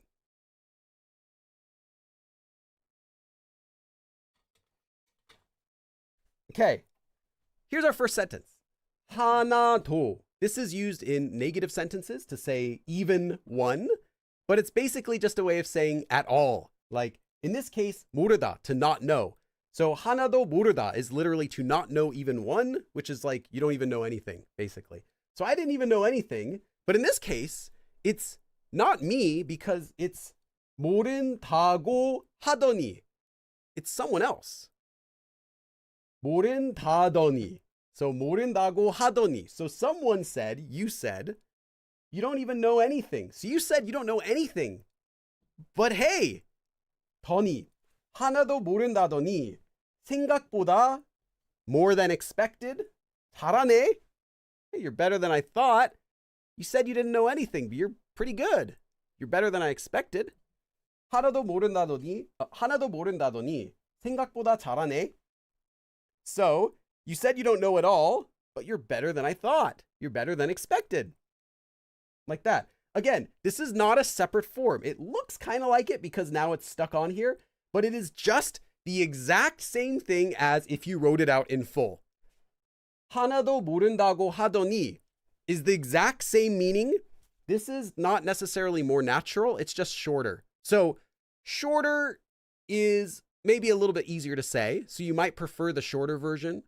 but it doesn't have like a different meaning than just writing it out in full. There are some grammar forms though that come from shortenings, but are not more, sorry, if you don't shorten it, it'll sound a bit unnatural or like unnecessary. This is not one. This is simply a shortened version of the quoting form, and it has the same meaning. One more sentence.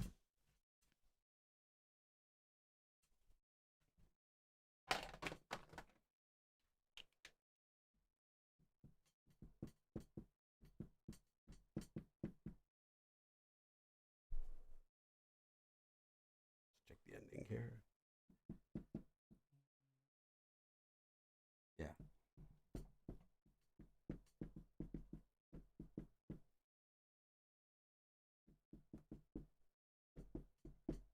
Stealth space. Okay. Like, we're always running out of space on my board because I try not to use this spot up here, but okay. 배부르다. 배가 부르다 is to be full. 배부르다고 하더니. So you said that you are full. 배부르다더니. So you said you're full. 배부르다더니. 왜? Why? 이렇게, like this, so much. 잘 먹다 is to eat well, which is to eat a lot. 왜 이렇게 잘 먹어요? So how come you're eating so much? How come you're eating so well, literally? You said you're full. 배부르다더니 왜 이렇게 잘 먹어요? So you said you're full, but why are you eating so well?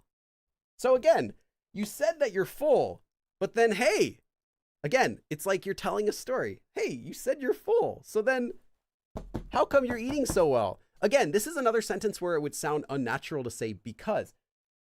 Why are you eating so well? Because you said you're full.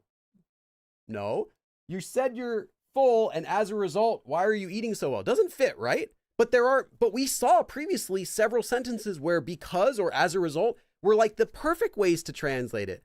So why doesn't it work? Because again, this form at its core is not a because form. It's a and then form.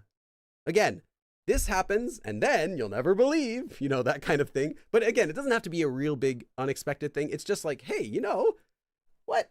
How come you're eating so well? Again, it's surprising to the speaker about whatever happened after.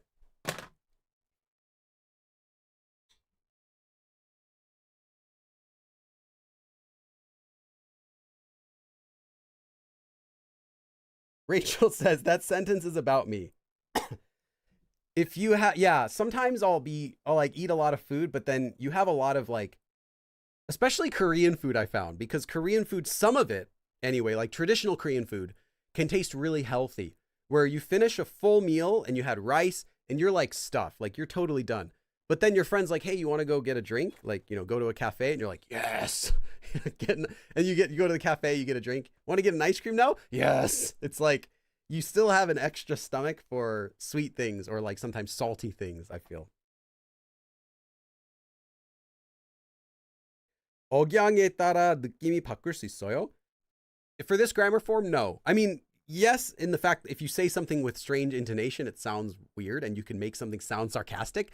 But no, this form doesn't have, what you're asking, I think, is does it have a different meaning depending on intonation? No, it's literally just the same form. There are some forms, though, that will change their meaning based on the intonation. There are actually several, but not this one. The meaning will change based on what it is that you're saying.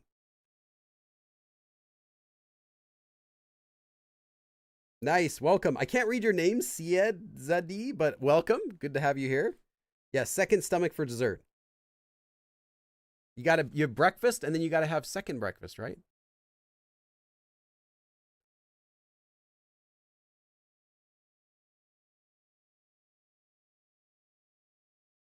Jihoon, I'm not sure what you're talking about. 반대 뜻일 수도 있어요. What are you, for what?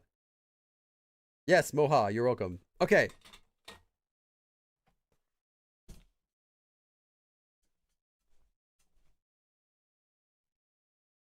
I mean, you can always change any sentence by swapping out the intonation, just like you could, although it doesn't work the same way in English, but you can change your intonation a little bit to make something sound sarcastic or mean, right? Like if you remove the friendly tone from your voice, it can sound mean if you say the exact same thing in English. You can do that in Korean too.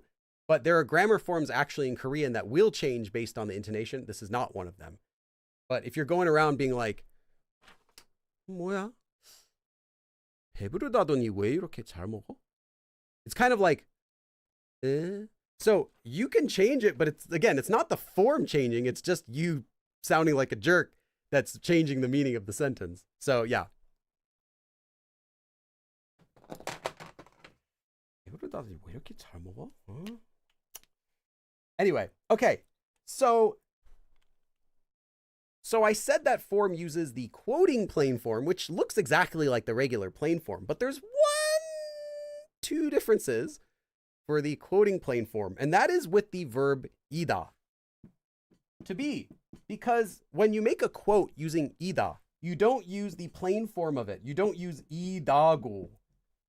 You probably already know this. You'll use idago after a consonant or dago after a vowel. And then you would do hada. So you'd get originally hadoni, right? Irago hadoni, which shortens to iradoni. Now this will be iradoni after a consonant, just like before, or just radoni after a vowel. So this will always follow a noun since it's the verb ida. So if you want to say, you said that something is, and then hey, like that, with our form toni, you have to use iradoni. Again, this is the exact same form. Nothing changes. The only thing that's changed is because we're using the verb ida. We just have to conjugate it differently since it would conjugate differently in a quote anyway. And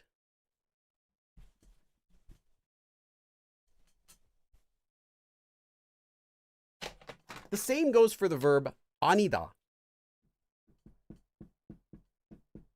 For the same reason, except you don't have to change it based on a consonant or a vowel. It's just 아니라더니, because it would originally be 아니라고 하더니. So 아니라더니. That's it. And the reason for 아니다, it's not really an exception if you look at the verb, because 아니다 is literally 안이다 combined into one verb. So it is still ida you're working with. Anyway, that's the only exception, is with ida and 아니다. So I have just a couple example sentences.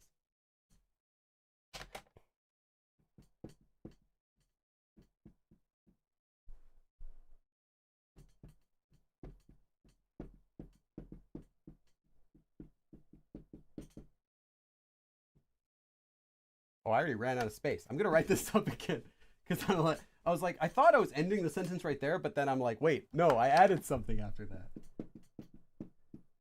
This is actually an example sentence from my podcast. If you watch that, I go over some interesting grammar forms in there as well.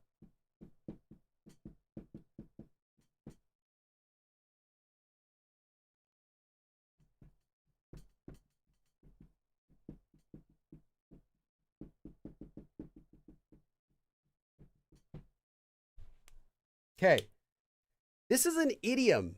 Now, this form 타더니 or 이라더니 is commonly used when you are saying something is, and that's going to be really useful when you're quoting an idiom. Like if you want to use an idiom in Korean, you don't simply just say the idiom. And we don't do that in English either. Like what would be an idiom in English? Well, in this case, 싼게 비지떡 is an idiom that means you get what you pay for. But usually in English, we're not just going to go up to our friend and be like, you get what you pay for, and then like walk away. I mean, you could do that, but you probably lose your friend. But you're probably going to be like, you know what they say, you get what you pay for. And that makes sense why it's broken already. That sort of regular speech where you're not just slapping the idiom into a regular conversation without context. You want to say like, hey, you know what they say? 이라더니, they say, in this case, ida, it is, you get what you pay for, and 벌써 already 망가졌어요. It's already broken. 싼게 비지떡 is an expression that literally just means, cheap things are 비지, rice cake, which is a very cheap ingredient used when you make tofu. You get this leftover stuff from it. So if you make 떡 out of that, it's like super low quality 떡. So they say cheap things are 비지, rice cake. So, they say basically you get what you pay for, and it's it's already broken, you know. So they say you get what you pay for, and hey, you know what? What do you know? It's already broke. 싼 게 비지떡이라더니 벌써 망가졌어요. So this 더니 form with a quote is a common way of using an idiom, any idiom, in regular Korean speech. So if you just know this form, 다더니 or 이라더니, you can now use an idiom in actual conversation instead of just slapping the idiom and walking away.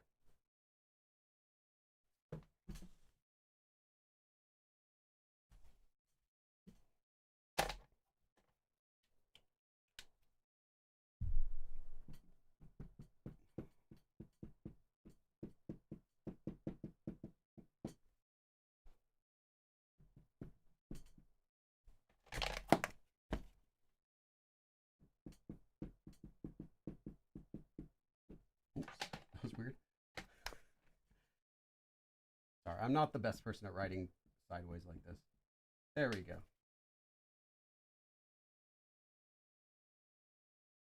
Oh. Okay, I'm just going in front. Forget it. Like here, up to here, I'm usually fine, and then as soon as it goes over here, it's like my arms like doing this to write. Okay. 유기농 is organic. 일하더니. So 일하고 하더니. So they said, someone said, or you said this is organic. 다, all of it. 거짓말. Lies. 이었어요. It was all lies. You said this is all organic, or they said it's all organic, but it was all a lie. 유기농이라더니 다 거짓말이었어요. 유기농이라더니 다 거짓말이었어요. They said this is organic, but it was all a lie. In this case, you would say, but, maybe, but it was all a lie or whatever. But again, this form 이라더니 or 아니라더니 is the exact same form we've already been using, just with a they said, someone said meaning attached to it. But it's the exact same form. So, there are an additional 14 sentences on the worksheet, which you can get on my Patreon page for any of my members. You don't have to be like a high tier member of that. You can sign up once, download all of them, and then cancel. That's fine. Although you probably will want to sign up again next week to get the next week's one. It might be cheaper to keep that membership. But anyway, those are additional sentences if you want to help support me. I just give you. But this is the form. If you've been taking notes, and I didn't do a terrible job at this lesson, hopefully now you are a master at using 더니. And when the world is in danger and the sun is dying and they need a scientist who can teach 더니, it's going to be you. They're going to send you on that ship and all of your crewmates are going to die. But you're going to live and you're going to solve the universe secret of 더니. I don't know what I'm saying. I saw Project Hail Mary the other week. It was pretty good. Okay.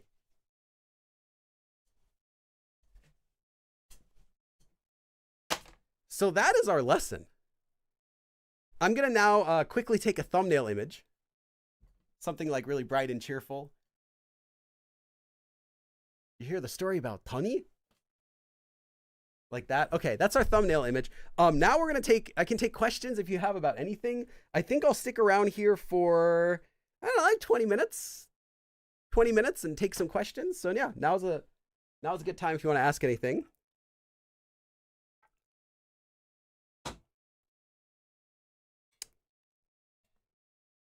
So it works for other quoting forms too. Yes. In fact, I think there might be an example with that in the worksheet. You can have like 하자고, right? You can have 하자더니, right?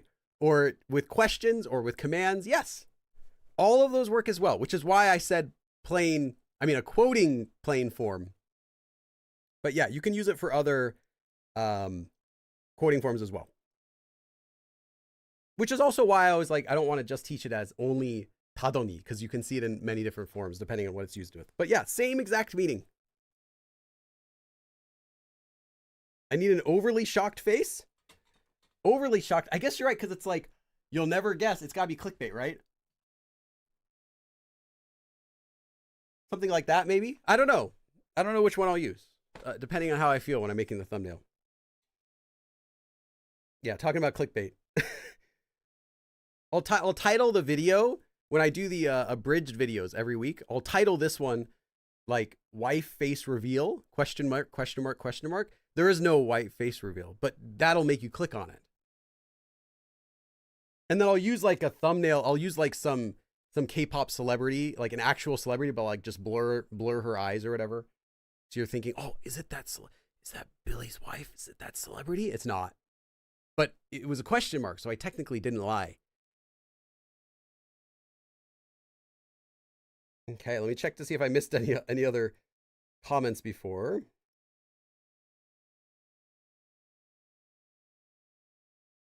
Yeah, Project Hail Mary was pretty fun. I liked it. After I got out of the theater, I'm like, oh, that was a solid 9 out of 10. Thinking about it back, I think it's an 8 out of 10, but that's good. That's like that's my default. I really like this movie score. I would give it. Probably will get a rewatch. Like if I'll be okay rewatching it if it goes on like Pluto TV, or or if it back in the day if it were to run on TV. Yeah, I think it'd be like a good 8. I liked it, and it has to say not clickbait. Yeah.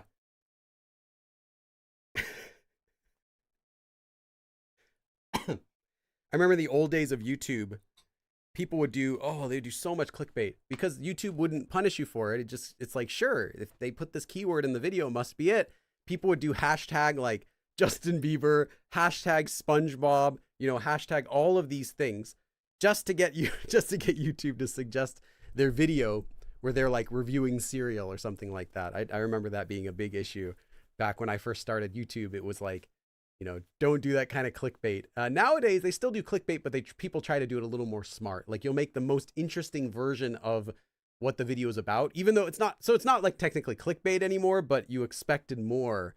Like they just released a humongous update. This changes everything. And then you click and it's like, we've released version 3.441A, which allows the ability to undo this action or something, really small that no one really cares about. But now it's like, boom. That way the thumbnail is not completely a lie. But yeah, I think clickbait got a little bit weaker on YouTube. You haven't aged since 2013. I wish. But now I am old. I am 40 this year. So I guess is that old? Anyone who's older than that, I guess the answer has to be no, right? But anyone who's younger than that, they're like, wow, will I still be alive when I'm 40? The secret, I'll tell you the secret. It's not having many friends and not going outside. That's the secret to eternal youth.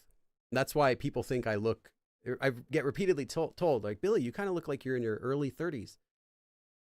Some people say that. The really nice people say that. The honest ones say, Billy, bro, you're like 40. But the really nice ones are like, Billy, you look like maybe 30, 32. That's my secret. Yes. When's the Billy Go 4K collab coming? Yes. We'll see. We'll see. When is that TV show coming out? Huh? Isn't Henry Cavill really excited to do it? Yeah, I heard he's really excited about that. They should be working on that any day now, huh? Maybe someday. Maybe we'll see that. Don't go outside. Yes. Thank you, Draconem. You're one of the nice ones. You're one of the nice ones. But no, I think it's just my it's really just not going outside too much. And when I do go outside, this is the Korean secret, is when you do go outside, you wear lots of sunblock. That's why you might see Koreans and be like, oh, Koreans look so young and they never age. That's not true. If you get used, you're just not used to seeing Koreans' faces. When you live in Korea and you spend a lot of time around Korean people, you can tell how old someone is by looking at them. You can get a general range, just the same way you can usually tell with another, if you look at an actor or actress in the US or whatever, you can usually tell how old they are. But in Korea, it's the same thing. But what a lot of younger Koreans nowadays do, which is the secret, is you just cover your face. You put on sunblock and you don't let yourself burn. You wear, what is it? You have like a collar kind of goes up, covers your neck. You might put on a little bit of sunblock. You're not going to try to stay out in the sun very long. You wear those like hats with like flaps and stuff to kind of protect your ears. Like people do that sort of stuff in Korea a lot more. You wear a yangsan. Not wear. You use a yangsan. In Korea, there is a we are mostly familiar with the word umbrella, usan. U is rain. This is the hanja for rain. So usan is specifically just for protecting from the rain. But if you mean an umbrella, oops. I was trying to write, my brain was trying to write yang for some reason. Yang is sun. So this would be a parasol, which you probably know the word. I've never really used it in English much, but this would be the sun umbrellas. And a lot of Koreans, especially older Koreans, carry around sun umbrellas when they're outside. They just are more cautious about being out in the sun for a long period of time. So that's really the secret. And when you don't let your skin get destroyed by the sun too much, you wear sunblock, try to stay out of the sun too much, especially on really hot days, then that will help your complexion, your skin color, and everything like that. You know, prevent wrinkles, all that good stuff. So if I ever go outside, I like make sure to cover my face in lots of sunblock or, you know, something like that. Smummel says, smile less and you'll develop less wrinkles as you age. I smiled so much. I don't think that's true, but I don't know. Maybe it is. I do have some wrinkles around my eyes,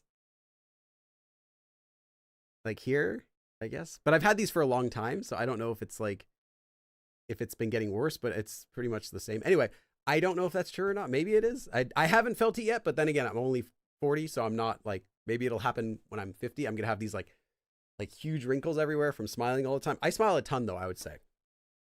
More than the average person, because sometimes I feel like social anxiety. So I'm like, oh yeah, that's great. Oh, you're so interesting. That's so cool. But I don't want to talk to you. I don't know what you're talking about. I don't have anything in common with you. Although I'll also smile if I do have something in common. So you'll never know. Never know. The secret level episode of 40K was pretty dope. 50 SPF minimum here in Australia. Yeah, actually, Korea has a lot of 50 as well, I found. It didn't used to be that way, but even the cheap, not cheap, it's 5,001, but I think still pretty cheap. They have like really nice, clear sunblock sticks. They sell at Daiso in Korea, and those are 5,001, so about like $3 and about $3.50. And they go on clear. They're really small and portable, good quality, and those are 50 as well. I wouldn't use anything less than 30 though. Anything less than 30 is like useless, pretty much. Doesn't do anything. It just makes your skin kind of oily. Even I have some like face lotion that I carry with me when I go to Korea. It's a little like bottle of the CeraVe AM lotion, which has sunblock in it. I think that's also 30. And that's like default. Like that's what I just put on after taking a shower. That's not when I'm actually trying to protect my skin much. Yeah, 선크림 꾸준히 바르려고 해요. Nice. Tony likes waste. Need an umbrella? Just grab one from the public pile outside the cafe. No, please do not do that. Those belong to people. Smile lines are the sign of a kind soul, or very socially awkward. One or the other. Find out today. 평상시에는 모자를 썼더니 피부가 망했을 뿐만 아니라 머리도 잃어버렸어요. I get the idea. I totally get what you're saying. So I normally just wear a hat, but then, not only did my skin get ruined, but I also, 머리, small typo, but it's not a big deal because I know you know that word. I also lost my hair. Yes. Although you don't lose your hair from wearing a hat, but I'm pretty sure it's just genetics. I don't think it has to do with being in the sun either. I think it's just 100% genetics. I still have some of my hair, at least enough. But yeah, I don't know how I'll be in another 10 years. We'll see. Either way, I wear a hat, so I guess it doesn't matter too much. Do a facial massage for smile lines prevention. I doubt that does anything. Like, I'm putting on my skeptic hat. I doubt that does anything. But it feels good, right? I mean, who doesn't want someone going like on your face? Actually, I personally, I don't know about if anyone else doesn't like this. I hate if someone touches my face, like more than anything. Like if someone random person or even like a friend, if they're like, hey, I'm like, totally fine. Totally fine. Hair's okay. Okay, like don't touch my face. Like, never touch my face. I don't know. I just don't like that. Maybe it's because I'm worried about like getting like a pimple or something, like from bacteria or whatever. You know, like someone could like grab my leg. Someone could like, you know, I I'd rather someone touched my butt before they touched my face, just because it's like, don't get your bacteria on my face. I don't know. I'm a bit kind of picky about that. 피부 좋으니까 걱정하지 마시길 바라요. Thank you. Hydration is important. Drinking water and using, yeah, that's true. Yeah, staying hydrated is good. I always make sure to stay hydrated. It's better to be a little bit too hydrated, I think, than not. And that's one of my secrets for surviving the humid Korean weather during the summer is obviously, you know, try to drink cool drinks, stay indoors, you know, all the default tips. But the other tip is drink a ton of water. Drink more water than your body wants, because when you drink too much water, your body's like, oh, I got to get rid of this. And it pushes it out more.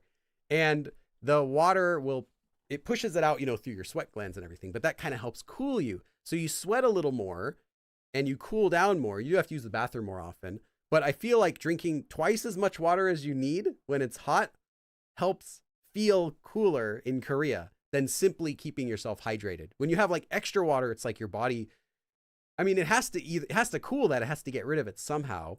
So it kind of helps. Maybe it's just a mental thing, but it worked for me. I would do that a lot during the summer months. Have a 2-liter bottle of water, just fill it up, drink the entire thing. Sometimes I would like fill it up from like a hose or something, just whatever, you know, wherever I can get water. Yeah, and it helped. Yeah, even my partners hate it. Yeah, it's just don't touch my face. Touch my butt, not my face. That is on it. That's going on a t-shirt.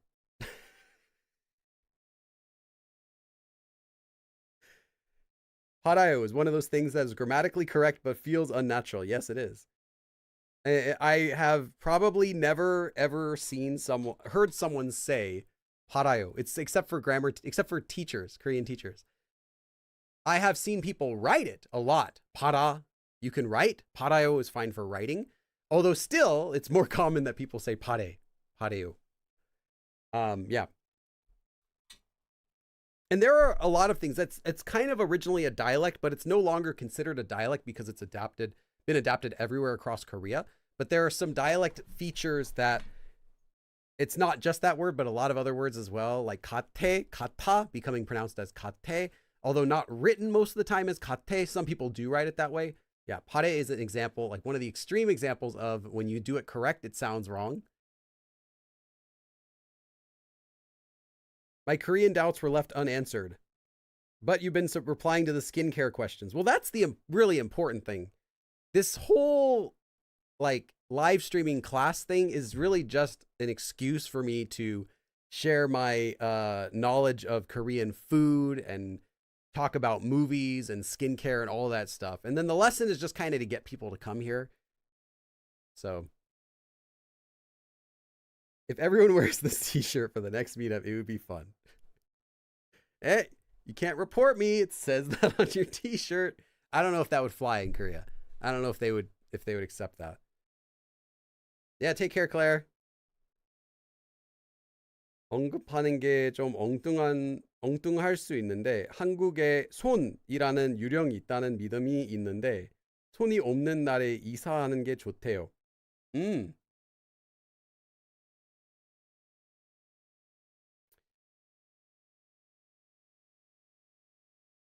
It would look like a group uniform.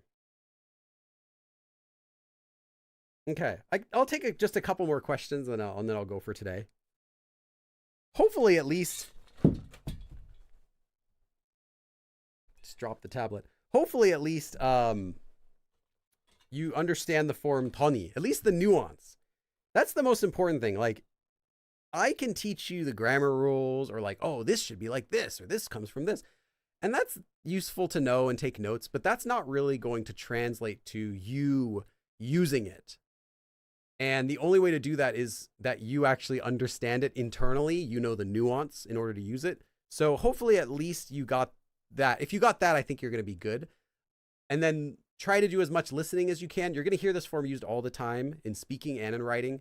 So if you keep the nuance in mind, then anytime you hear that, you can pause it if you see subtitles and read the sentence and kind of help to internalize it. That's what's really important, is just internalizing all this stuff.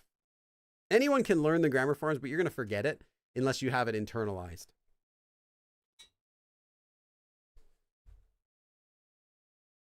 Maybe next time you should ask for a sponsorship from a Korean cosmetic brand. Yeah, I don't know. I have never done any sponsorships before. The most I've ever done was when I did I wanted to go to a museum to review them. So I asked the museum if I can have a ticket to enter, and they said, yeah. And that was it. I've never done never done any paid promotion where someone gave me money to promote something.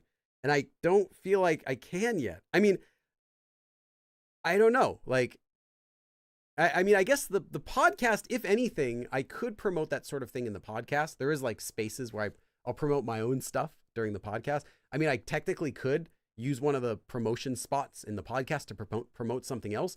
But like, is it gonna, if it's something really good, I'll just mention them anyway. Like, and if there's a good app I like, or a good book, or a good resource, I just tell you about it anyway for free. So is there anything? Yeah, I don't know. It's just always hard to find, like, what would I do for a sponsorship?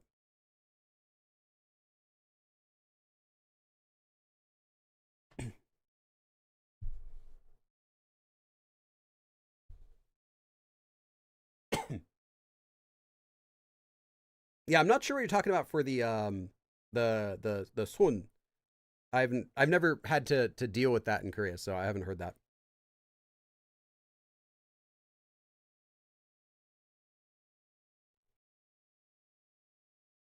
There are a lot of like superstitions and stuff. Some of them are like so common you can't not know them. Others are like a little bit less, less common. I did a episode coming up. Is it the next episode, or no? It's in two episodes. Yeah, the next podcast episode coming up after this next one this week. Yeah. So the next one is actually going to be all about Korean ghosts, and there are some or spirits, I guess in this case. There are going to be some fun spirits you'll learn about, which are like spirits of your house, like that protect different parts of your house. But yeah, you could become a skincare or other influencer because of your facial expressions. Would attract a lot of audience. I'm not sure. I feel like most people are here on my channel just to learn Korean, that they don't want my skincare advice. They don't want skincare advice from a guy that looks like Andy Samberg. I don't know. If there's a Korean skincare company watching that wants to sponsor me and send me some, stuff, maybe. I mean, I use skincare stuff as well, but some of it is just for like, actually most of it is just for like, my videos. I want to make sure that my face isn't like shining when I turn on a light. Because if you just have, if you're oily, then it'll all be shiny. I want to make sure that, my lips aren't too dry, because my lips can get really dry even when I'm well hydrated, or just different things like that. I make sure to put on like eye cream, because my eyes can easily get either dark circles or they get kind of like irritated. But I don't know, I don't do like heavy skincare, and a lot of that stuff doesn't work. I'm not going to say any products, but a lot of the products don't actually do anything. So it would have to be something I already like using, something that has a good effect.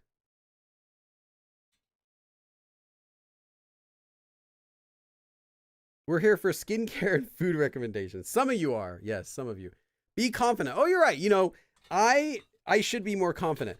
I have the nicest face in among all of the white dudes that are teaching Korean who have been teaching for over 20 years. I'll say that confidently. By far. There's not even anyone else competing. That's how at the top I am of that list. Does anyone have any actual Korean questions?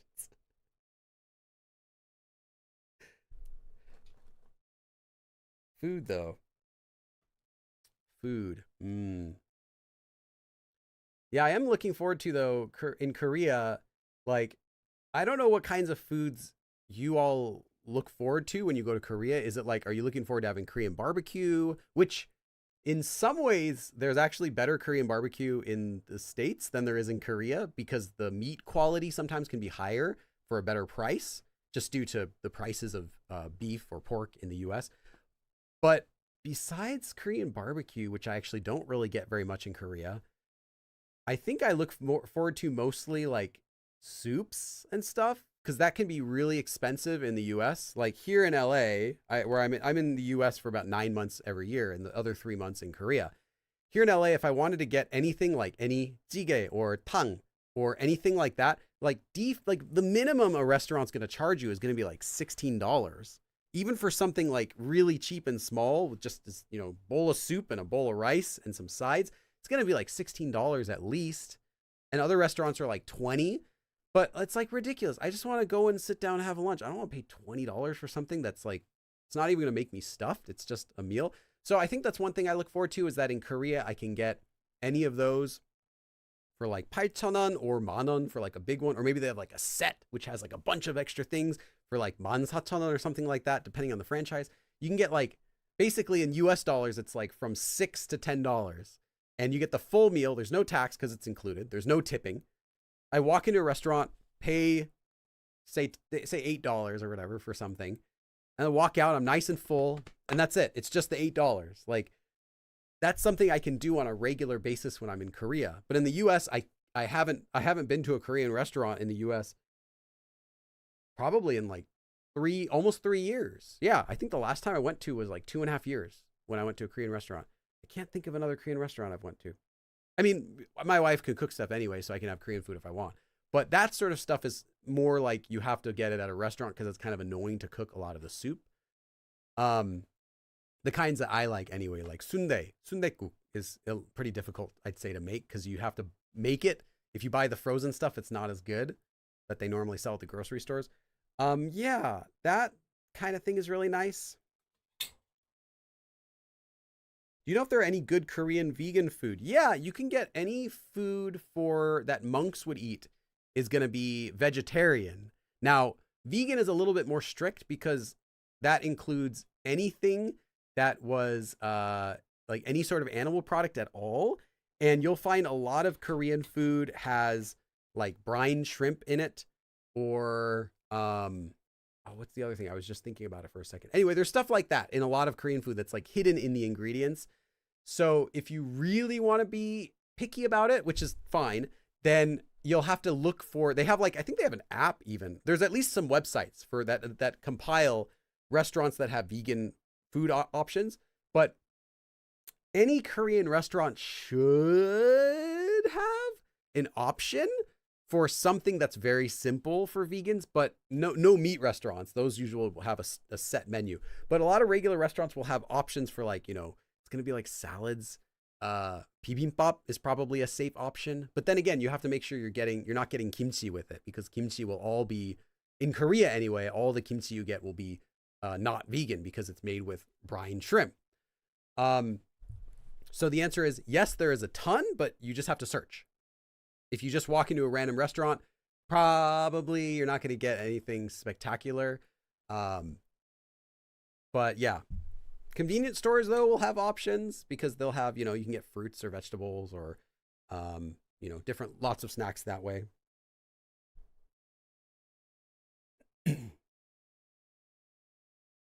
Okay. BTS song. Well, that makes sense why a lot of people would know about it. Yeah, I hadn't heard about that. Do you have any recommendations for beginner Korean reading? Yes, I've actually got a video coming up in a couple weeks about that. I did the video. Actually, I filmed it at the same time as I filmed the last video I uploaded, where we talked about the 10 things that can make Korean difficult to learn, as well as the solutions for those. And the same day, we also filmed a second video about books, how to use books for reading Korean, and like specifically some recommendations. And it's really cool. So I could say, wait for that video for some more specifics. But to spoil a little bit, it's not so much about picking a book for a beginner, because if you have a book that's made for beginners, it's default by definition unnatural. I've seen some books that are specifically made for Korean beginners, It's unnatural Korean. Now, if you know that's fine. You're just doing it for sentence practice, right? You're not doing it for actually getting good at like natural Korean. For sentence practicing, it's fine. But if you're actually reading books, I think a better purpose for reading books isn't just for doing sentence practice. You can do that in your textbooks. Textbooks already do that really good. Read these 100 sentences and practice here. If you're doing a book, you want actual Korean, right? In which case there aren't any beginner books, but there are tons of intermediate. I mean, I started reading, I haven't gotten to it because I suddenly had to do a huge project, which I just am finishing now, The Martian in Korean, because I was kind of interested in it. Picked it up a couple months ago. And it's actually not that difficult. There are some words I have to look up, like landing system, like that type of thing. That's not normally in my vocabulary, or I've never seen it before. But the language, the book is like actually not that bad. I'm like, you could read it with a dictionary. I would say, and this is part of the spoiler from the video, is you pick books that you're interested in and don't really worry about the difficulty level. Because, I mean, unless you're picking like science, really, really technical books, yeah, be careful about that. If it has a really boring looking cover and it's like tons and tons of tiny words and like half the page is footnotes, might be a bit above your level. But regular books beyond that, get something that's actually interesting to you, because it might be surprisingly doable, even if you think it's like reading a real Korean book is too hard. If you just have a dictionary, it probably is going to be doable. You can also, this is actually something that ChatGPT is pretty good at, would be just translating sentences. You can, if you really can't figure out a sentence or I get the words, but I can't figure out what it means still, put it in ChatGPT, or PapaGo also does it pretty good, which is it's a different type of AI. Anyway, just put the sentence in there, translate it, and then look at the sentence again, try to figure it out. You can do it. I think you might be selling yourself short. You can actually read a lot more than you think. But yeah, wait for that video. We also give some more specific extra examples. That's the word I was trying to think. Cheap stews and naengmyeon are definitely on my mind. Yeah. Yeah, noodle dishes too are very expensive here. Like there's a Korean restaurant near my place, and even like the simple noodle dishes, like naengmyeon, are $18. Like, what? Literally, it's freaking noodles. It's like 50 cents of noodles. They don't even make them handmade there. Like, what are you charging $18 plus tax plus tip? Oh, they refilled your water. Oh, thank you so much. Here's $4 more. Like, I don't get it. I know that they price it that way because someone's going to go in the restaurant. Like, that's their customer. That's the maximum amount of money they can make from a person. If they give them a meal for $4, even if it's making them profit, they're going to close down. They just won't have enough customers, or they won't have enough tables to make enough money. But still, like, come on. That should be dirt cheap. A lot of those, like kukbap, which is like you get some soup with rice. A lot of those things the idea is you just get it. You get it when you're poor. You get it just to have a quick meal, and it fills you up. It's supposed to be really cheap because it's simple for the restaurant. They just make a ton of it. All they do is when you order, they just scoop into bowl of rice, side dishes. There you go. It took us like, less than a minute of effort, and now we've made, a 10,000 won or something like that. Like, that's how it's normally supposed to work. Yeah, Jillian Sansingni. That's right. Yeah, she's really cool. So we did actually 2 videos together.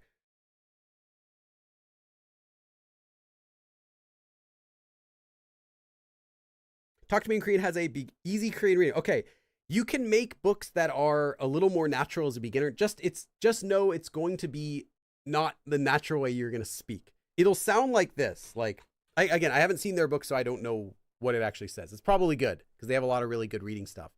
But if you made a book in English for beginning English learners, what's it going to be? Sally likes cheese. Sally went to the cheesecake store. Sally bought a big cheesecake. This cheesecake tastes delicious, said Sally. Sally wanted to eat another cheesecake.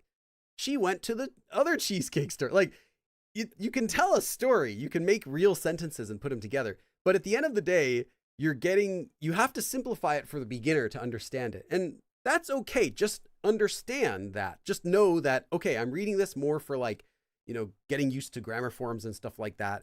But I don't really necessarily think you need to go into like books to do that, because you should get that, or you can get that from regular lessons, which will have the exact same types of sentences. Like, Billy likes to eat pumpkins, so Billy made a pumpkin pie, like that kind of sentence. It's real, it's a natural sentence, but because you're not able to use your full vocabulary and expressions, it ends up sounding less natural when they're all put together.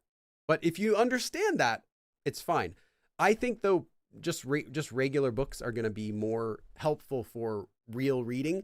But if you're like at a really beginning level and you haven't yet even learned to make the most basic sentences, then I think it could be useful to do that, because if you tried to pick up a book and you barely learn the alphabet and some really basic stuff, then even if I tell you you can do it with a dictionary, you can't, because you wouldn't even know what words to look up. In which case, yeah, like a beginning reading book would probably be useful for more sentences. But the idea is you still would be getting probably a lot of those types of sentences just from whatever course you're using. Or at least I think you should be getting that many sentences from your regular course. I've seen Harry Potter recommended for reading. You can. I think it's very long. I do know more than one person who's read the entire Harry Potter series in Korean, but they're not Korean. They're learning Korean. People like webtoons. We actually talk about that in the video. We talk about the downsides of webtoons and comics for practicing Korean. But like, I don't want to spoil the whole video, but yeah, check it out when it comes out. It should be pretty fun. Yeah, eating out is no longer affordable in the US. That's true. I remember when I first was learning Korean back in 2005, I met up with one of my high school friends and we went out to a restaurant and we got, I just got something and they got something. And then the bill came, I think it was like $30, $25 or something. Like we had, each gotten something and we got like a couple drinks. It was like $30 or something. I'm like, okay, I'll pay. And I didn't have like a full-time job. I just worked part-time. I remember it not being a big deal at all. Like when I was trying to date people during college, you go out on a date, I'd pay. It's like, whatever, sure. It wasn't like it didn't hurt, like, ow, my wallet. It was always like, $30. Oh, $40 we had a huge meal, $50. Oh yeah, that was really good. Like it was never a huge deal, but yeah, now sitting down anywhere, it's like you're looking at $50 plus tax and tip just for like a small meal. I mean, anything cheaper is going to be like fast food. So yeah, it's unfortunate, but I haven't been able to go out to eat. I used to go out to eat probably once every week, I would say, back when I was in college. At least once a week, I would go out to eat, where I actually sit down at a restaurant and eat something. And now the last time I went out to eat, like actually went out and sat down at a restaurant to eat, not including like fast food, I literally cannot remember. It was probably last year with my mom. She wanted to take me out to eat lunch for my birthday or my wife's birthday. I can't even remember. Yeah, it was probably that. Like we didn't even pay. I can't remember the last time I sat down at a restaurant in the US. But in Korea, it's every day. And it's no big deal because, you're only paying like US $8. And that's the money you would have spent anyway on groceries. So it's not a big deal.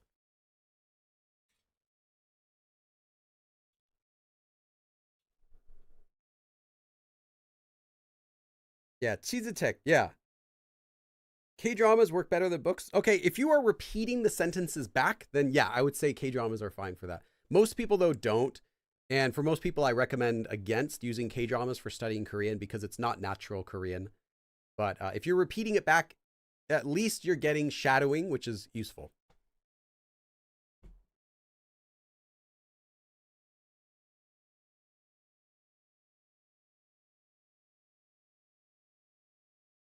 I think books for beginners are good for vocabulary. Okay, that's a good point. It's a little bit easier to remember the words when you see them with some context and have a little story to link them. That's something I didn't think about. If you get beginner books, yeah, okay. I'll accept that as a good counter to what I said. And I would agree, yeah. If you learn vocabulary, you always want to learn vocabulary in context, which is why I don't like word lists. And I feel like if you're gonna learn a vocabulary word, it has to come with like multiple sentences, because there are a lot of words like you just won't get them from seeing the word and the definition and a really short snippet. You need like multiple examples to really get a word. So if you read them and you get the full context around them, I think that is a good idea. So yeah, okay.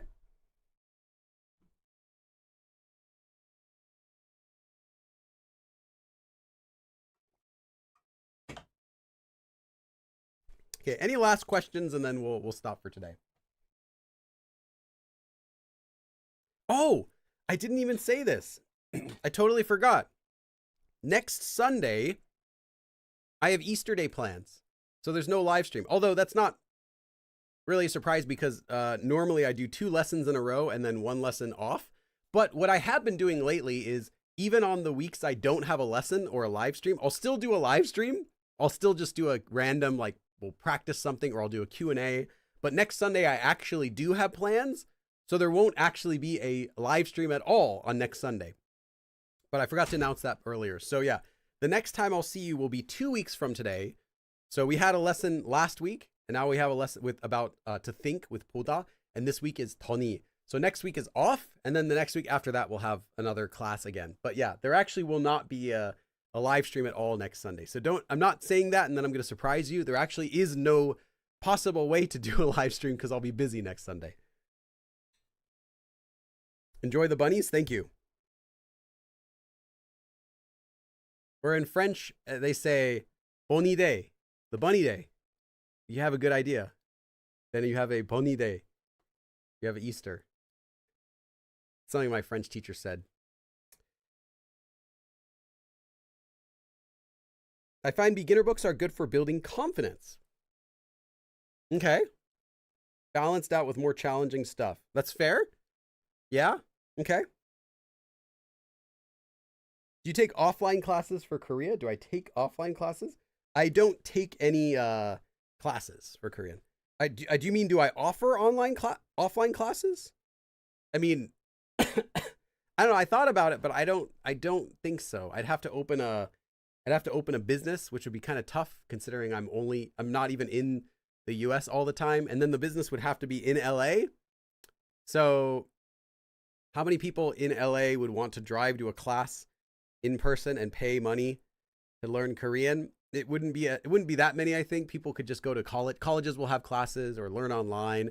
Anyway, so I probably won't offer one if that's what you're asking. Okay. That's enough for today. Thank you everyone for coming, and I'll see you again next time, which again will be 2 weeks from now. We'll have another topic. I'm not sure what you guys will pick. There will be a vote coming up next week. 그럼 다음에 또 봐.